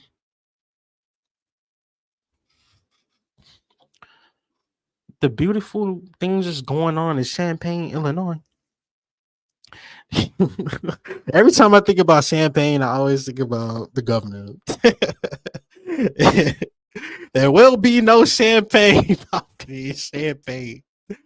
Oh man, Illinois ended up pulling off a upset over Kansas, 23-17. People, and this game was beautiful. I mean, beautiful. If you're an Illinois fan, oh, you made the thumbnail today. You made the thumbnail because that's why I wanted to see. How would you come out and support this team when the moment mattered the most? How in early season action, I would say, how would you come out and support? They checked that box an infinite amount of times. I can't give Illinois fans enough praise for what they did. Not only did they storm the field, not only did they stay locked in during the entire game, they stayed locked in through the halftime break. Before the game, they pulled up, tailgates looking stupid. Then after the game, Brett Belima came back just to wave and say what's up to the Illinois faithful, and they cheered this man with the loudest cheers that I could even hope for. This man, Brett Belima, felt the love this weekend. Illinois felt the love this weekend in a game that was really all about, to me, 5 takeaways. One, defense for Illinois delivered exactly when it count. And Jalen Daniels, his night was not pretty. I mean, Xavier Scott's 30-yard interception return for a touchdown was one of the icing on the cakes moments in the second quarter, and he was going crazy. He gave Illinois a 13-10 lead, and the defense also locked down Kansas's run game through the entire time, attacking in critical situations, people. And the Jayhawks, Kansas, they only converted 6 of 13 third down conversions in this game, and life is going to be hard when the numbers look like that. When the moments mattered the most on Saturday night, Illinois' defense came through. The other takeaway I had, number two, Kansas, they can't seem to shake this turnover bug situation that they have going on. This is the second straight week where we've seen Kansas literally put out efforts where turnovers were questioned. In this game, they gave the ball away 4 times, man. 3 interceptions by Jalen Daniels and a lost fumble. Jalen Daniels had that interception in the first week of the season, and we said, "Oh, well, he should clean it up." And nah, moon. That was a sign of things to come. Man, Illinois' defense converted when they needed it, and they turned those turnovers into 10 points. And when you look at how close this final score was, they needed every moment of those 10 points, every point. And Scott's pick in that situation, pick 6, was beautiful. The Illinois, when they're protecting the football and doing everything that they need to, like on all 3 phases, Illinois is hard to stop. Illinois' ground game, they just wore down Kansas, and that's my third takeaway. Caden Fagan, he had a 1-yard touchdown, fourth quarter, that just capped it off for the classic, methodical drive that you would get from the Illinois team in a ball club. But when you have 79 yards on the ground and we don't need you to do the most, you're going to put together quite the effort, and it's capitalizing when you need it. And Kansas, the thing that's going to pain Jayhawks fans is the fact that they had 327 yards of offense compared to Illinois' 271. They outrushed Illinois by a huge margin. Did you know that Kansas had 186 yards on the ground in this game? And what was the Achilles heel? Turnovers, people. Turnovers. Red zone inefficiencies, turnovers. It can be by miscommunication, receiver running around route, just great defense, a combination of all of those 3 things and more. When the Kansas Jayhawks turn the ball over, they're not it at all. And I know people said to begin the season that Kansas's biggest problem was if Kansas Jayhawks quarterback Jalen Daniels could stay healthy. That's not their biggest problem. Kansas Jayhawks fans' biggest problem with Jalen Daniels is not his health. It's if he can stop turning the ball over. That's the problem. Let's just talk about the elephants in the room on the episode 3 of Wrld of College Football. Illinois exposed Kansas for what they are. Fraudulent. And I'll just go out and say it. Kansas, the run game looks good. The passing game looks suspect. And I know you have some big plays in week 1, okay, but it left a lot more to be desired. And after 2 weeks, I'm looking at Kansas like, nah. It's like if you had to give an emoji for every single team that you feel after week 2, my emoji for Kansas is like, what? That doesn't make sense, bro. But in a wonderful world of college football, things don't have to make sense all the time. for things to be beautiful. Let's keep it moving because then there's a lot more to get to. A lot more to get to. And if you had to take an L and you're a Kansas fan, no, the season's not over for you guys. You still got to be competitive in Big 12 football. But like, I'm not talking crazy to you when I sit here and tell you that you need to protect the ball better. You know, it don't take a rocket scientist to know that you got to protect the ball better. Speaking of that, let's get to the next game. OH, if somebody finished it out there, you would go. Ohio and not State ended up getting a dub versus South Alabama in a 27-20 type matchup that saw the Ohio Bobcats ended up protecting their home turf in emphatic fashion. And I know the score wouldn't make you think emphatic fashion, but for me, this was everything for Ohio. If they take this loss, they are now 0-2. And the season just kicked off. And we're looking at Ohio fans like, man, it's another same shenanigans what we got out here. But it looks different when you're in this situation. And South Alabama, they now turn to 0-2 after the 27-20 win for OH. Ohio, the biggest takeaway for me is just their running game paved the way with 200 yards on the ground. And Allison is a dog. He ended up having 115 yards on 21 carries. And Curtis Rourke, I know he gets popped up sometime, but I mean, he played efficiently. He completed 20 or 28 on the day, and he had 204 yards and 2 touchdowns. Well, a touchdown on the day.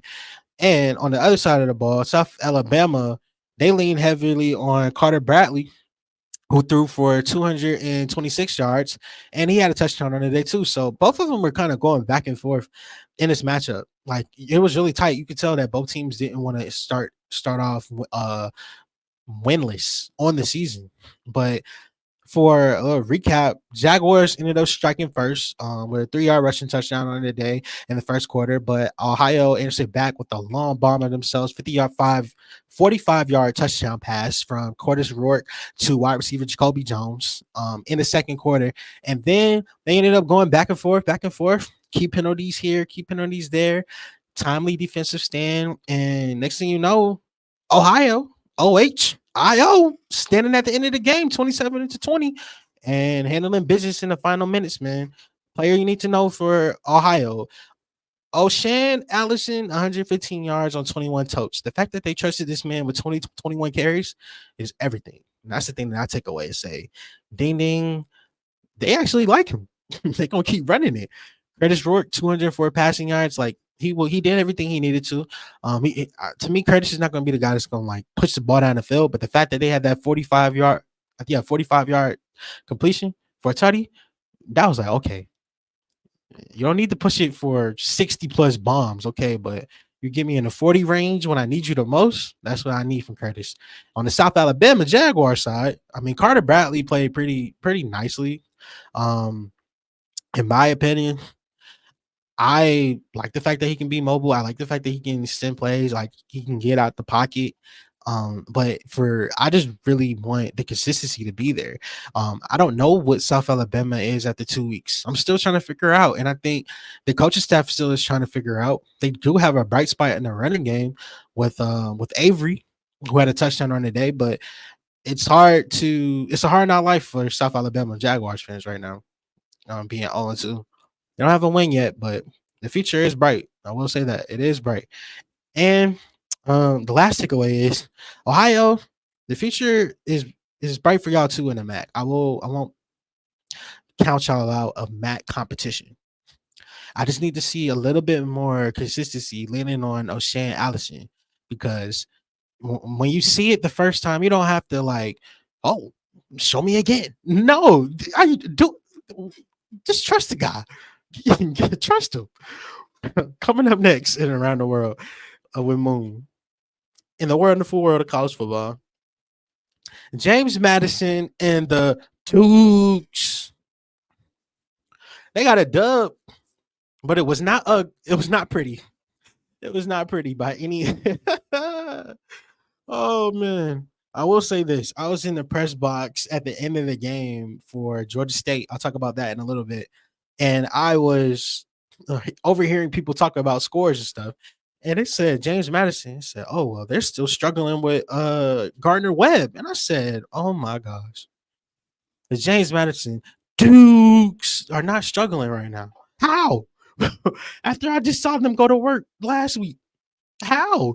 When I have so much high expectations for James Madison. How? When that's a friend of the network. How? Well, all I'll tell you is that Harrisonburg, Virginia was the site of a defensive struggle at Bridgeforth Stadium. And James Madison struggled to a 13-6 win. And defense still wins championships. And they could win a Sun Belt championship. I mean, they're going to have to lean on it. And the second half was enough for the Dukes to get the dub and move to 2-0 in the season. That's all that matters. If you're a Dukes fan, that's all that matters is that you're 2-0. It don't matter if it came to Gardner Webb, Charlotte's Webb, Spud Webb. It don't matter. You got a dub. It's a dub. But for Gardner Webb, they struck first and they struck like gold. They hit the field goal early, and I said, okay, Jay Billingsley cashing out, man.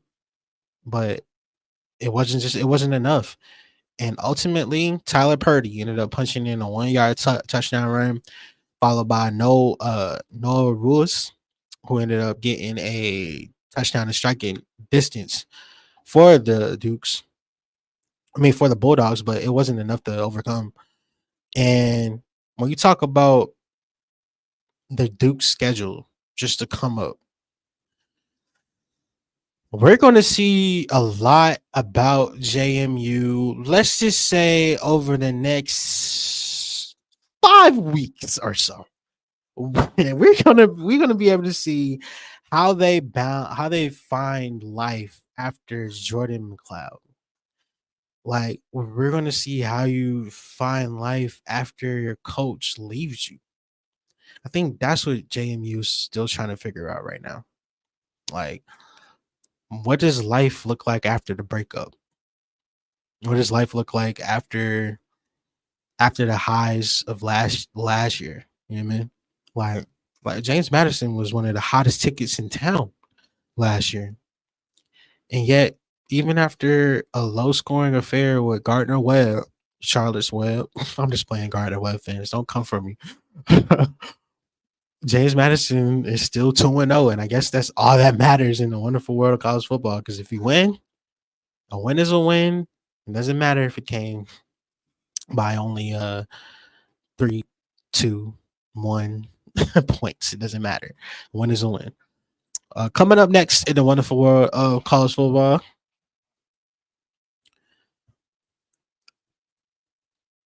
there was a game on Friday night that was underrated, and I appreciate the people that watch all the games around the nation. Like, you really need to watch more games because it's just all, you don't ever know what you might look up.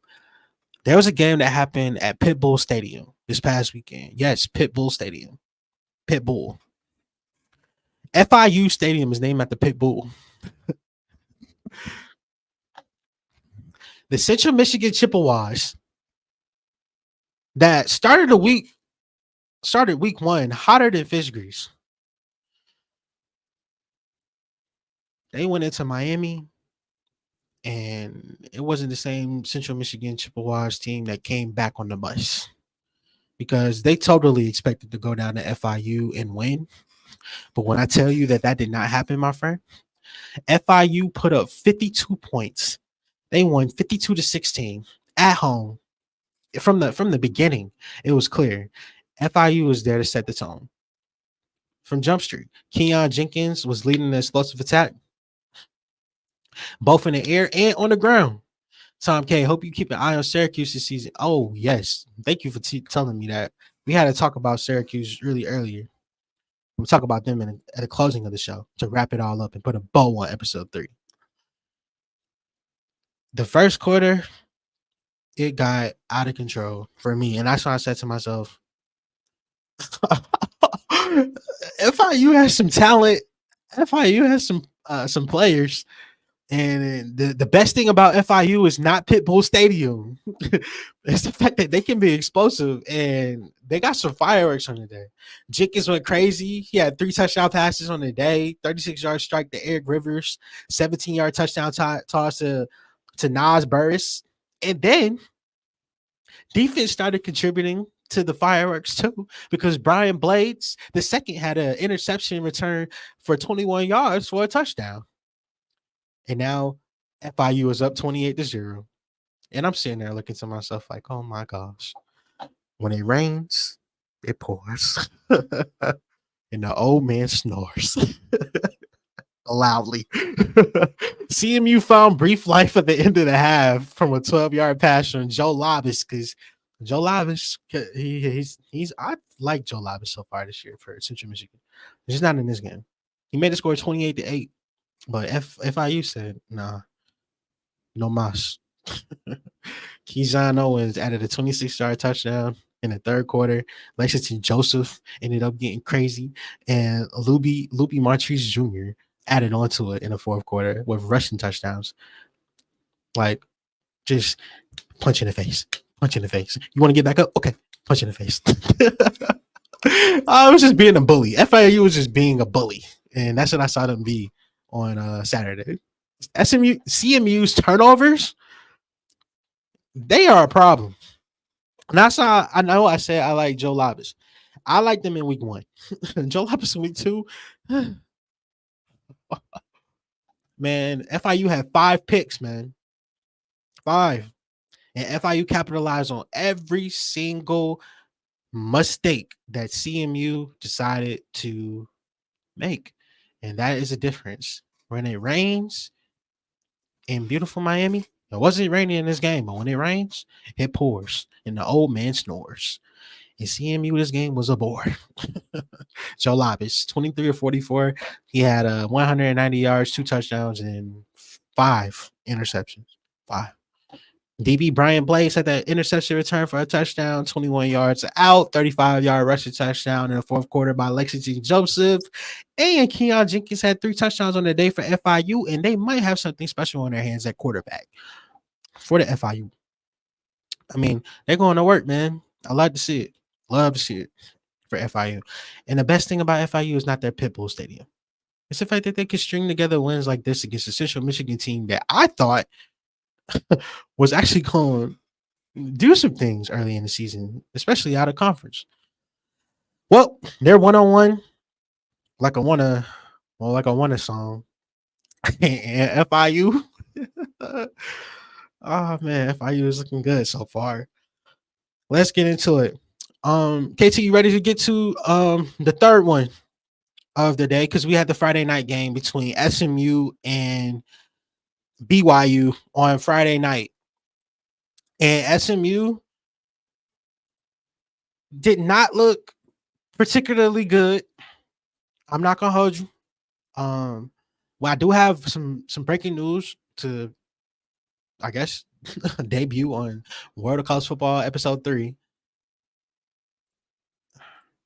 Let me just get into character.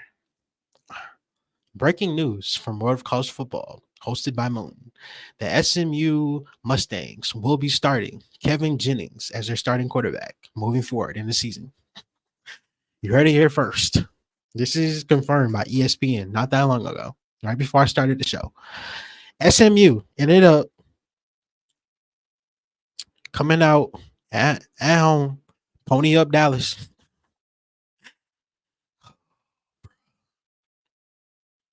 This is so frustrating to talk about. And I have 2 main questions I want to get to. Can BYU make a run in the Big 12? The answer is yes. Did Coach Lashley panic and QB switch? The answer is undoubtedly yes. But let's talk about why and set the stage and wrap it all up together.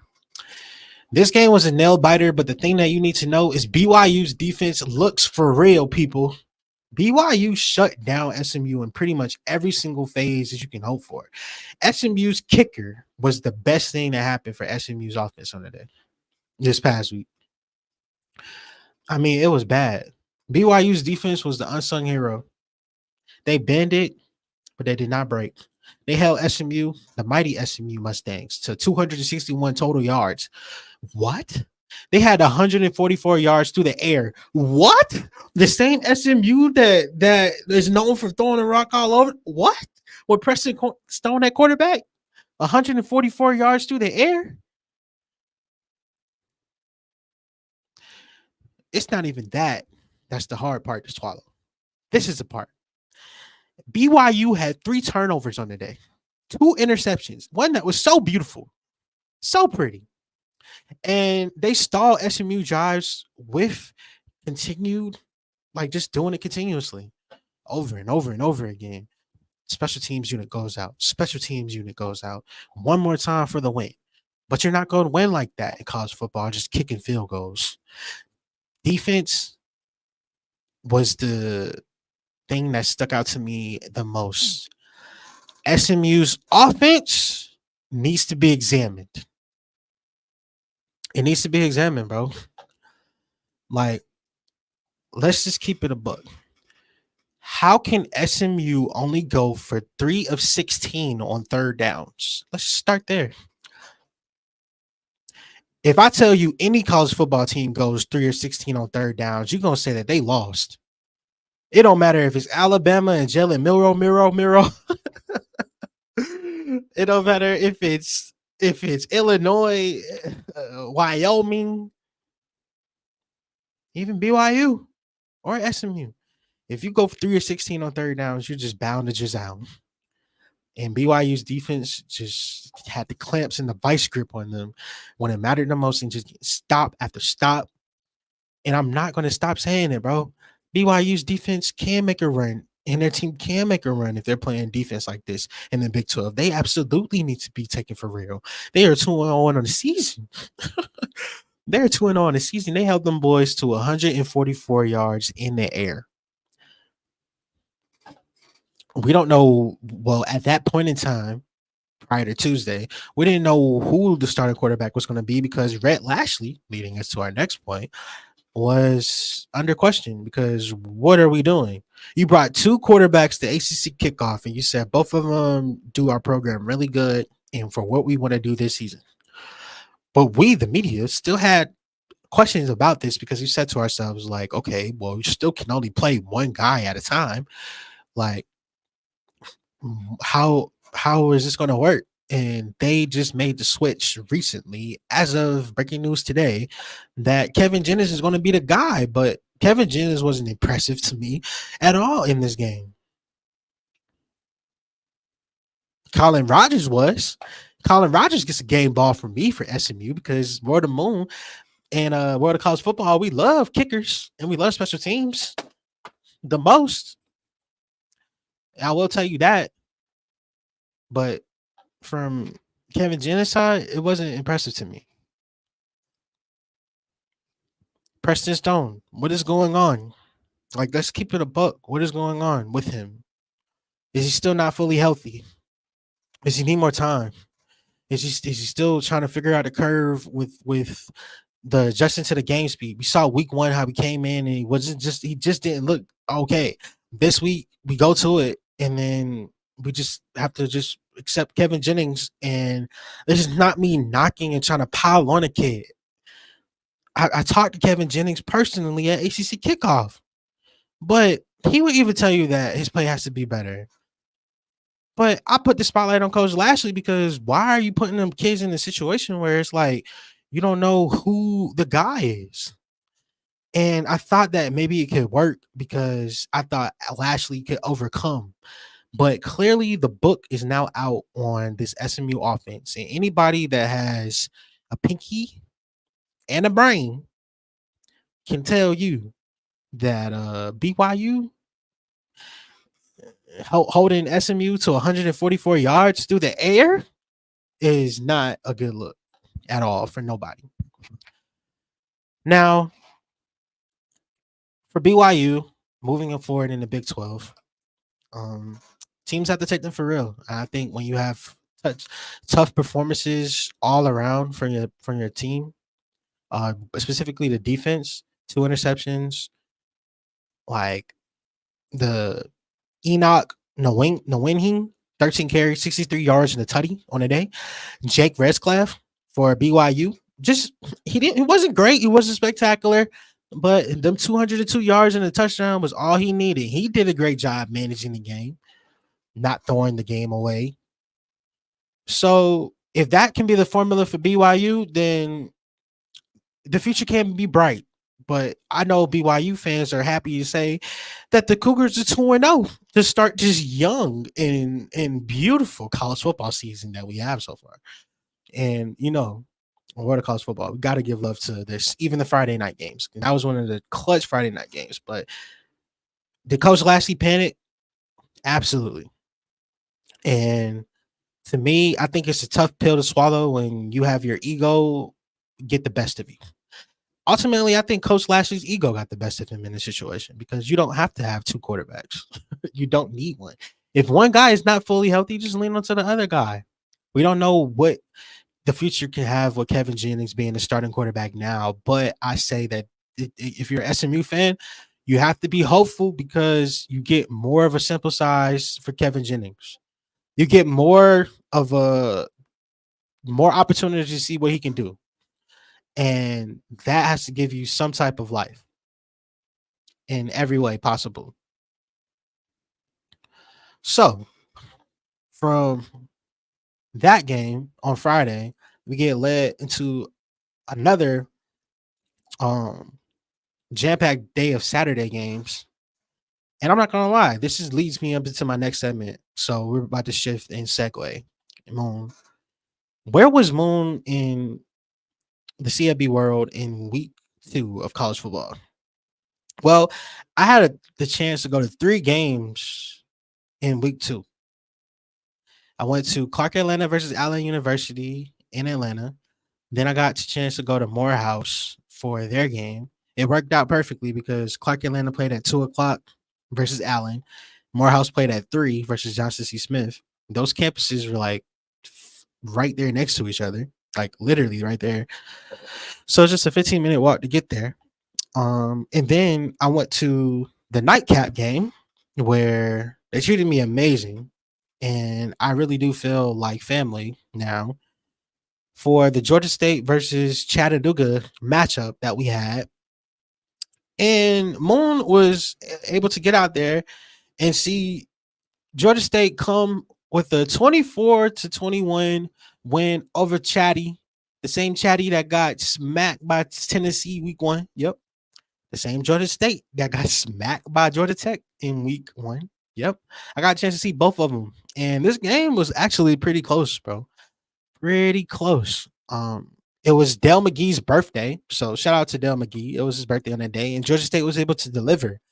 The thing that I noticed the most about the environment being at state,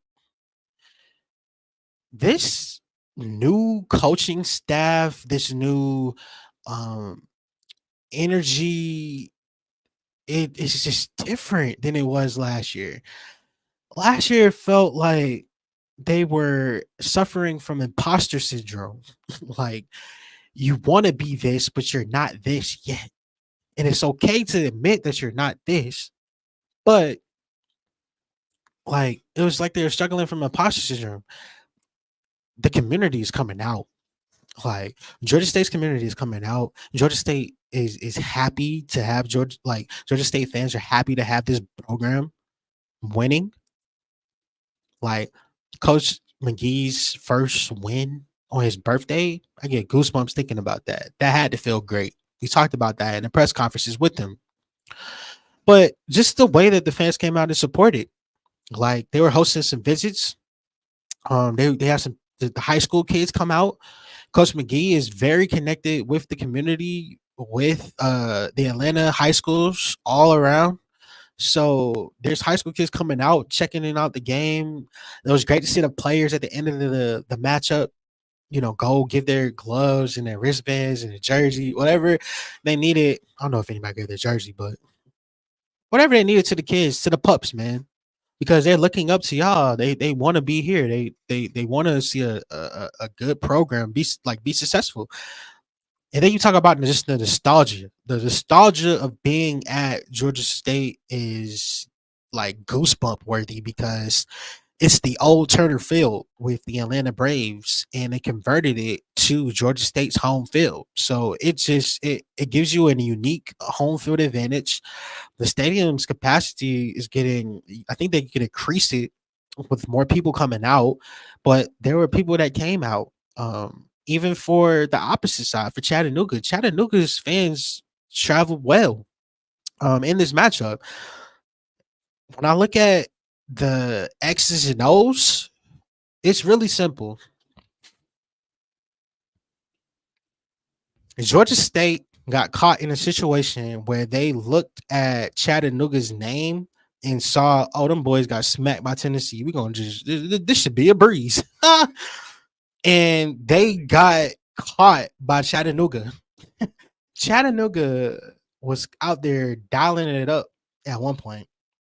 The game started off kind of slow for Georgia State in a lot of ways, like defensively. You can't give up like long drives to the team. You have to get them off the field. You have to make sure that you are tackling and doing a great job being physical. You can't be out of position on defense. And then like there was just times where for Georgia State, they just took their foot off the gas and you would get a touchdown and then you would let Chattanooga just go back down and respond. And Coach Dale McGee told us in a press conference that, you know, the team did start off slow. They started off slow. And they can't do that.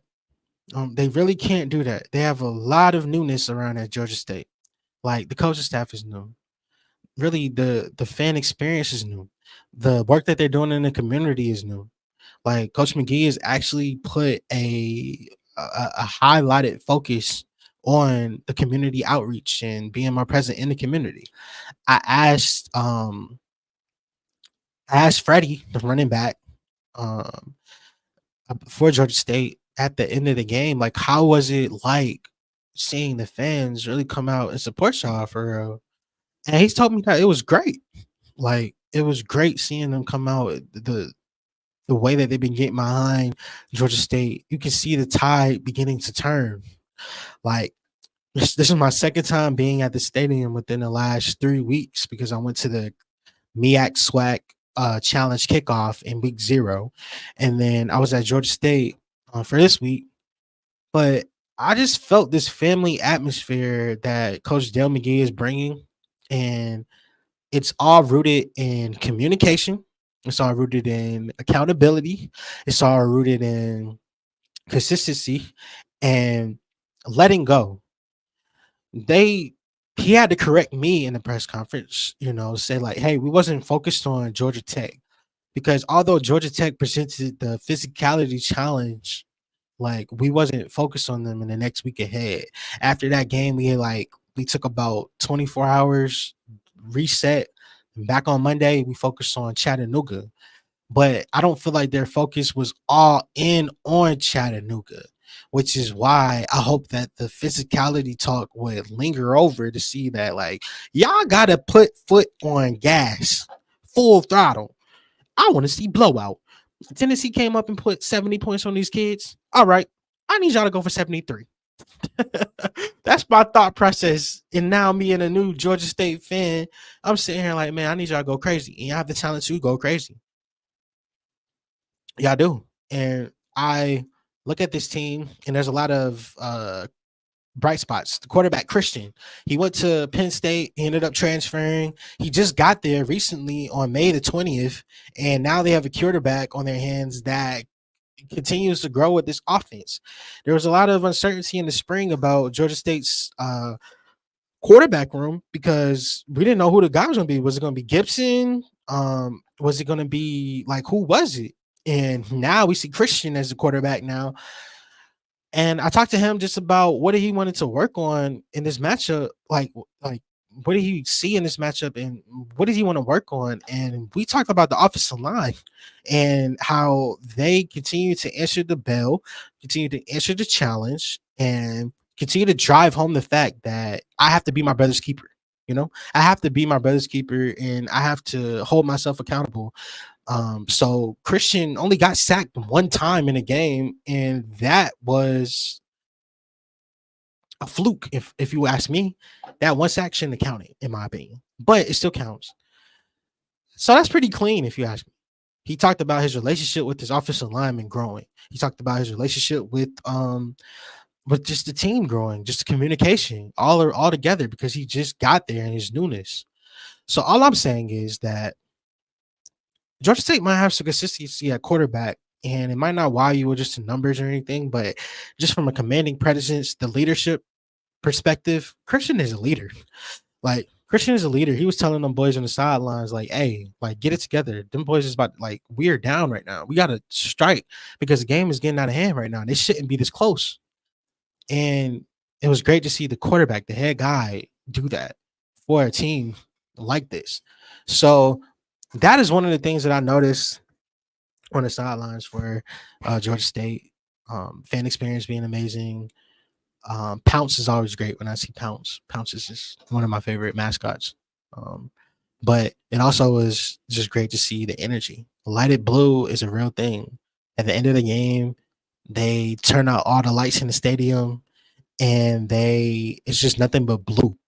Like, it's so ridiculous to see the traditions that they have, and how the alma mater came back, and just the alumni, and see the support that Coach Dale McGee has on the team.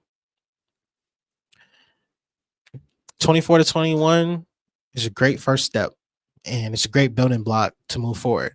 Now, if you're a Georgia State fan, do not get anything out of whack this week. I need you to still go about your routine the same way, because we have a team coming from Nashville, Tennessee by the name of Vandy and the Commodores that are coming into town, that come to Center Park Stadium on Saturday for a night game against Georgia State. Georgia State cannot afford to take this team like they did Chattanooga, where they said, oh, well, we're going to play down to our competition. No, play up to your competition. Like, that has to be the challenge that has to be answered every single time. And that's what I got a chance to talk to Coach Dale McGee about, was just like, hey, we'll make a game plan. We'll be ready. We'll diagnose the film, see what we did right. But the contest that we saw on Saturday, Vandy's gonna see that too, and see how hard we fought just to get that dub and be in position to win. And I think that's the thing that I took away from this matchup in the 24-21 win over Chattanooga. Shout out to Chattanooga too. Their fans are super nice, like very nice. Their people are nice. The people on the sideline, they were doing photography, videography, all treated me respectfully and with love. And I like to see that. And I know I want to see more of the mocks coming soon. So go mocks. And I'm rooting for y'all moving forward in the future. I don't want y'all to get it smacked like y'all did week 1. I want competitive games that we got in Chattanooga in Center Park, and we got a chance to see what Chattanooga can actually be for this season. So that's what I took away from that matchup. Great environment on the tour.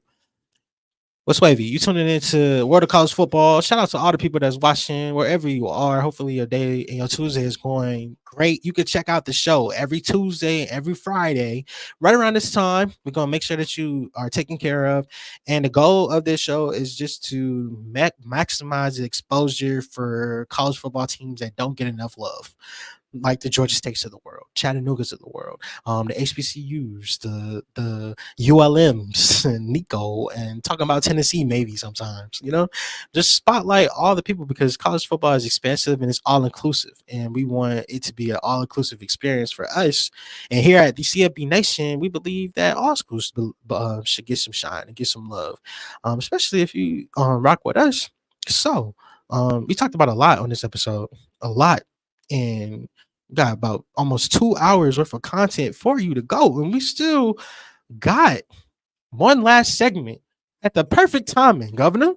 My 5-minute wrap up around the college football. I call it my 5-minute shot clock, and I'm gonna take you around the college football world and tell you what happened in 5 minutes or less for all the games that I did not get a chance to talk to you and discuss, because it was a lot. Are you ready, my friend? Let's get into it. All right. Where Moon was wrong. I was wrong about FAMU. I came up on here in week 2 and said, week 1, it said, hey, look, FAMU, don't be surprised if FAMU, you look up and see the game is close by halftime. You be like, hey, FAMU, I was expecting FAMU, I don't like you. I gotta eat crow because of you. Oh my gosh. Dang, you making my life hard, FAMU. Yeah. Now that I got that on my system. Good job, Miami. That's what I need to see you do. You get an FCS team come in and you pummel them boys and you introduce them to a category 5 hurricane known as this Miami Hurricanes 2024 ball club. Because they look like they're really good. Damn good. They ran for 255 yards in this matchup compared to FAMU's only 52 yards rushing. That is absolutely ridiculous. I mean, Cam Ward, he threw for 324 yards in the air. Complete performance by Miami. They ended up handling business 56-9 in a matchup that to me, I had to eat crow, bro. I'm not gonna run away from the smoke. I did call my guy Royal that we met at the ACC kickoff, and I told him, look, I ain't gonna run away. I FaceTimed him and said, look, I'm wrong. Coming up next around the world, 5 minutes or less. Virginia Tech ended up returning to Blacksburg and they got a 31-14 win over Marshall. It ended up turning into a game with Kyron Jones. Answered the challenge, came back. Virginia Tech's home crowd with Jalen Lane is just ridiculous. The Hokies, they got early momentum and ended up handling business. Marshall's defense, they fought hard ultimately, but Virginia Tech was just too tough in the trenches. And after week 1 against Vanderbilt, they answered the challenge. They won the line of scrimmage. I said Virginia Tech was going to be what? Great when they do 2 things. What are those 2 things, people? Run the gosh darn football and play a quality defense. And that's what they did. They led a punishing ground attack for 208 rushing yards with Brayshaw tooting my horn. Yep, he did it. He had powerful runs going crazy in the run game. Kyron Jones, he came up big when it matters the most. And he had a big third quarter to take it over the top for Virginia Tech. That man Tootin had 21 totes for 100 yards, a touchdown. Kyron Jones had 2 passing touchdowns, 1 rushing touchdown. And Jalen Lane, I tell you. I tell you. On Marshall's side, Ethan Payne needs to be talked about, man. That man had 26 carries, 131 rushing yards, and a tutty on a day. Christian Fitzpatrick also had a touchdown catch, and Marshall ended up keeping it close, if you want to say, based on where the line was. But Virginia Tech, that's the Virginia Tech that I like to see. Virginia Tech that likes to run the gosh darn football. Also, coming up in big news around the nation, Wisconsin, the same Wisconsin that we were talking about that had a lot of question marks. They answered a couple of questions in this week to college football. Look, they jumped around on South Dakota. Jump around. Yeah. Jump around. Yeah. They jumped around. 27-13 win. And my guy Luke, he's handling business right now. I mean, it wasn't pretty, but they got the job done. From the outset, the Badgers defense set the tone. The Badgers defense is going to be the strong point of this team. They forced 3 and outs. They limited the Coyotes ground game. Tyler Van Dyke ended up connecting with CJ Williams on a 50-yard touchdown bomb in the first quarter. And I said to myself, holy smokes, Wisconsin throwing a rock. My biggest thing with Wisconsin was you don't have the playmakers to run the spread. So why are you running the spread? I said, shut up. Chaz Maluzzi added another touchdown on a 9-yard run, and it was early. It was early and often for Wisconsin. And South Dakota, I do want to give them credit. They found some life in the second quarter, but it wasn't enough. It wasn't enough. And my guys, Wisconsin ended up jumping around. Yeah, jump around on South Dakota, and I got a dub. In a game that means a lot to them. You could tell that it means a lot. The crowd showed up, and Cam Randall. I mean, I said Cam Randall. That's weekend. I got it right? That's Cam Randall. Cam Randall, right? Yeah. It was going crazy. In other news, did you know that Auburn lost this weekend? Auburn lost, but guess who? Guess who? Cal. The Goldie Bears. They lost by a score 21-14. And I'm not trying to troll Auburn fans. I get you. There was some bright moments. Cam Coleman went crazy in the game, in my opinion. Fernando Mendoza ended up showing me a lot from Cal side. But Keandre Lambert Smith got the game started off early from Peyton Thorne. But honestly, Peyton Thorne is a thorn in my side that I can't seem to pull out. And until I can figure out a way to clamp down and get it out of there, then I'm just gonna have this weird, oozy, nauseous feeling whenever I watch Auburn play, especially at home, because I'm just looking at, man, it don't matter. Like it feels like they play up and down to their comp. And I feel like they took Cal, they said, Cal, you not for real. We about to take these kids' lunch money. And Cal said, okay, hold my beer. We're just gonna outsmart you, and we're gonna get the dub. It's the classic tortoise in the hare comparison right now. And Cal ended up winning big. Shout out to Javion Thomas. He had a 32-yard touchdown early in the fourth quarter. Auburn ended up responding late in the game, 2-yard rushing touchdown from Peyton Thorne, but they couldn't compete to come back. And my whole point is, why are you in this type of situation with Cal? Fernando Mendoza, speaking of Cal, 25 of 36 for 233 and 2 touchdowns on the day. Nazelia Hunter, 7 receptions, 2 touchdowns, and 92 yards. And the stats, Cal dominated time of possession, bro. They dominated possession 35 minutes off of the clock. Auburn only had the ball for 24 minutes. It's hard to cook when you only have that. And ultimately, it was the interceptions, because Auburn's interceptions ended up biting them in the butt. 4 of them. Not going to win the Brock when you have that. Shout out to Cal, man. They handle business in the wonderful world of college football. Listen, I got one more in me to talk about. And I want to give them some love too, because they're a friend in the network. And we want to make sure we take care of them. NIU. I'm saying the best for last. NIU ended up pulling off the unthinkable. They pulled off the upset over Notre Dame. And this is the same Notre Dame that we saw in week 1 go into Texas A&M, and I had to sit there and say to myself, is this win the best win of the entire week 1? And I was like, yeah, it was more impressive. I said Notre Dame's win was more impressive than a handful of other schools, more than the Oregon-Idaho game, more than what Missouri did. I said it was better than a handful of schools that were in the top 10. And the Fighting Irish sold me the next week to the NIU Huskies. South Bend was mourning, and Touchdown Jesus was crying his eyes out. Bless me, Father, because we have sinned, thinking that the NIU Huskies were going to come in here and just lay down to Notre Dame just because you got all these studs and playmakers all over the field. These boys had a game plan and they executed from start to finish. 16-14 is the final score, but big plays, grittiness, clutch moments was what I take away from this matchup, because from the opening whistle, it was going to be a dogfight, and he walked into a dogfight. Notre Dame took a 7-0 early lead after Riley Leonard got busy, but this is what I need to say about Riley Leonard. I feel like there's moments where he has a clean pocket. He just has to step up and trust the fact that he's in a clean pocket. There's times when he feels like he's rushing and he doesn't need to be. He knows that he has to play better. Like Coach Freeman will tell you that Riley got to play better.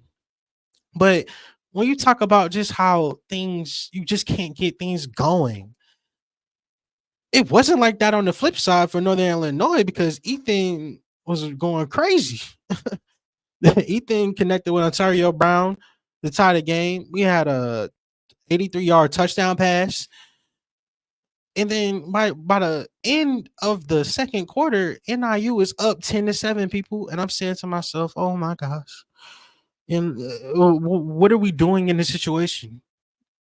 And the guy Whittle continued to be the difference maker for this game. He added a 21-yard field goal in the second quarter, and that pushed NIU's lead up to 13-7. Notre Dame tried to do their best to fight back, and honestly, Touchdown Jesus couldn't save them from them putting off the upset. I mean, Jeremiah Love did give me a 34-yard touchdown, and I mean, fans from last week at Texas A&M was just like, yes, like screaming for joy when that touchdown happened at the end of the game. And y'all was like, oh my gosh, like we're about to get it close. But NIU's resilience ended up holding us down once again. And with 31 seconds left on the clock, my guy Whittle nailed a 35-yarder to give us the shocking conclusion. Do you know that NIU outgained Notre Dame 388 total yards to 286? Notre Dame doesn't have any elite receivers. I want to say Bo Collins, but no. I look at the Golden Tates of the world and the Aquimius St. Browns of the world and the Michael Floyds, and you see all these high-profile wide receivers that come through, and I'm wondering where that's going to be at right now. Because we got to step it up. We talk about the opposite side on NIU. I mean, their passing attack was 198 yards. But that's all they needed to do, because this is supposed to be one of the top 5 teams in the country, and defense is probably up there like top 3, allegedly. But, bro, they ran the ball for 190 yards on Notre Dame. You can't tell me that they didn't have a game plan and they didn't execute.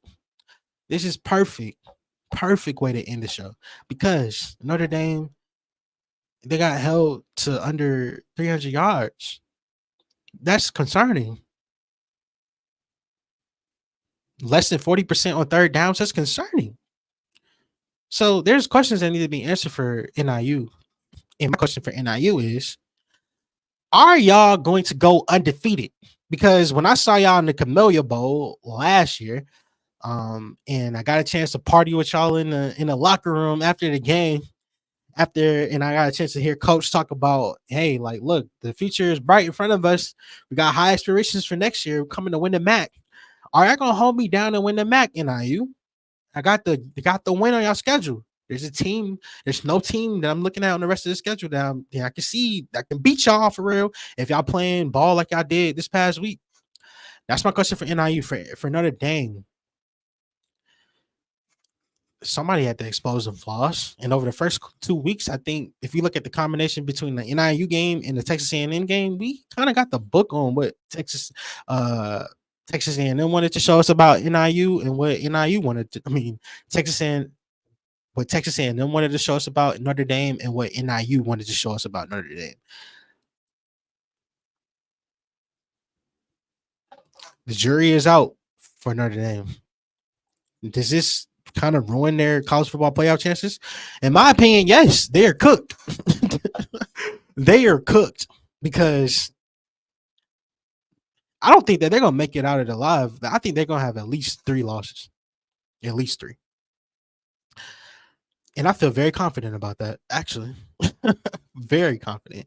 They got to play Georgia Tech in Atlanta at the Mercedes-Benz. I got that as a loss. Like, I can find another one off the top of my head, but I just don't want to do that and just sabotage Notre Dame fans, because they've been listening to me talk about them in their school for the last couple of minutes. It's not been pretty. I get it. But you're going to have to eat crow after you can have a high of a high and you can't keep that consistency up the same week. So special shout out to NIU. Now let's get into the elephant in the room. Should NIU be ranked? No. NIU should not be ranked over Syracuse. No. NIU should not be ranked over Illinois. No. There's no way. AP poll. We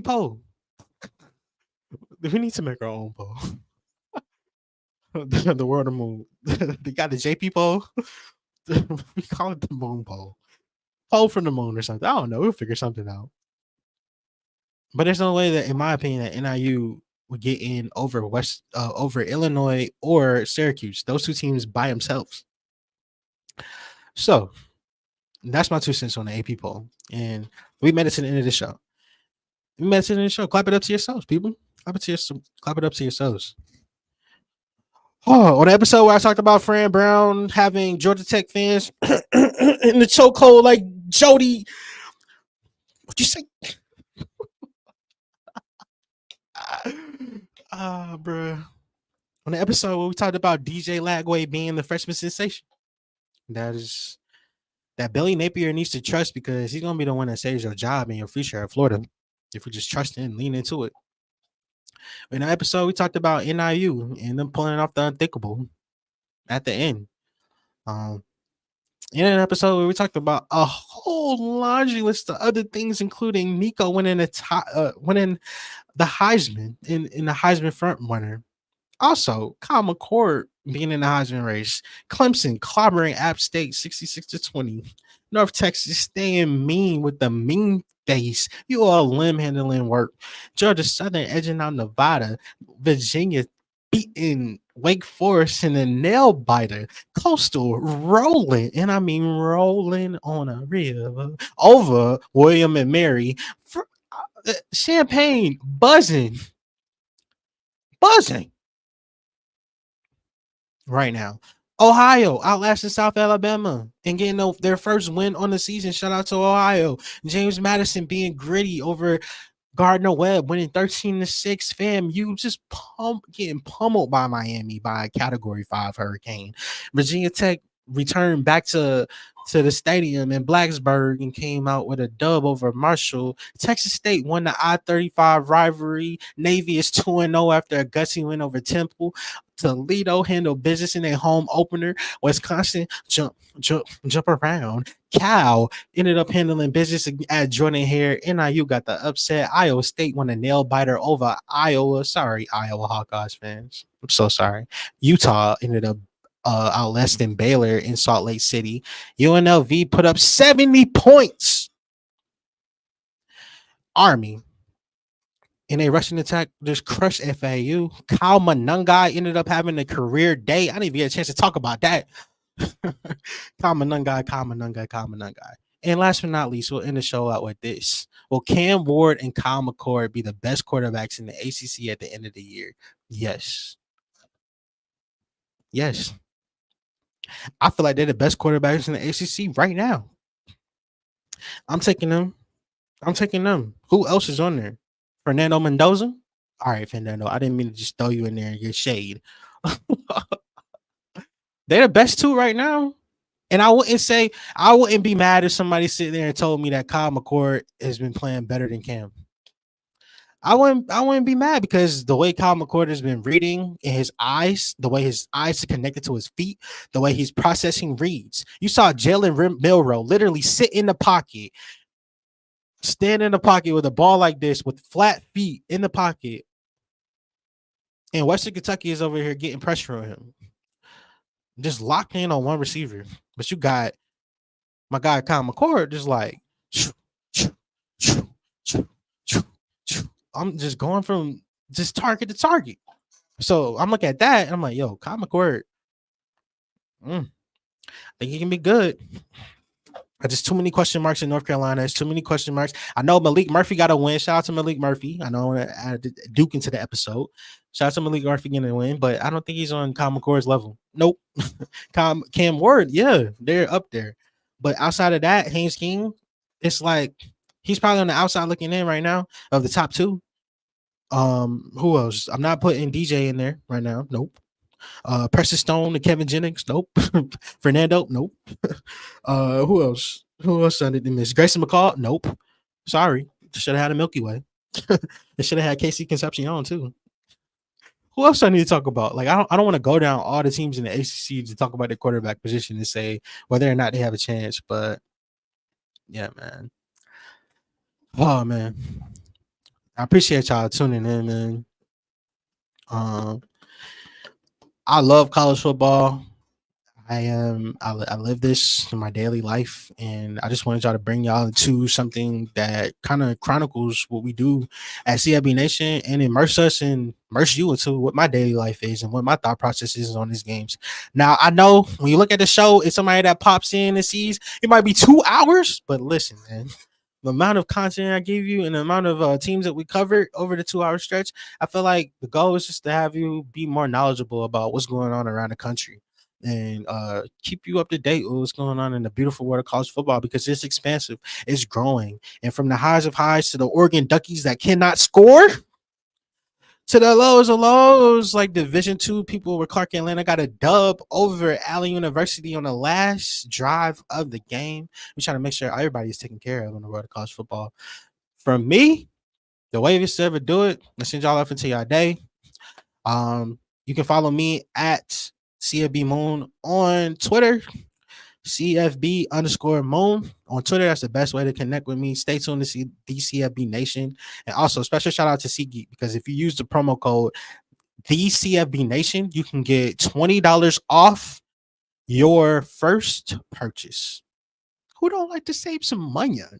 I know I do. Until next time, my friend. Catch us on Friday with the next episode previewing some of these games that we have coming up on the weekend, and also a recap of some of the games that we have on Thursday night and on Wednesday. And until next time, my friend, you already know what's up. Stay wavy.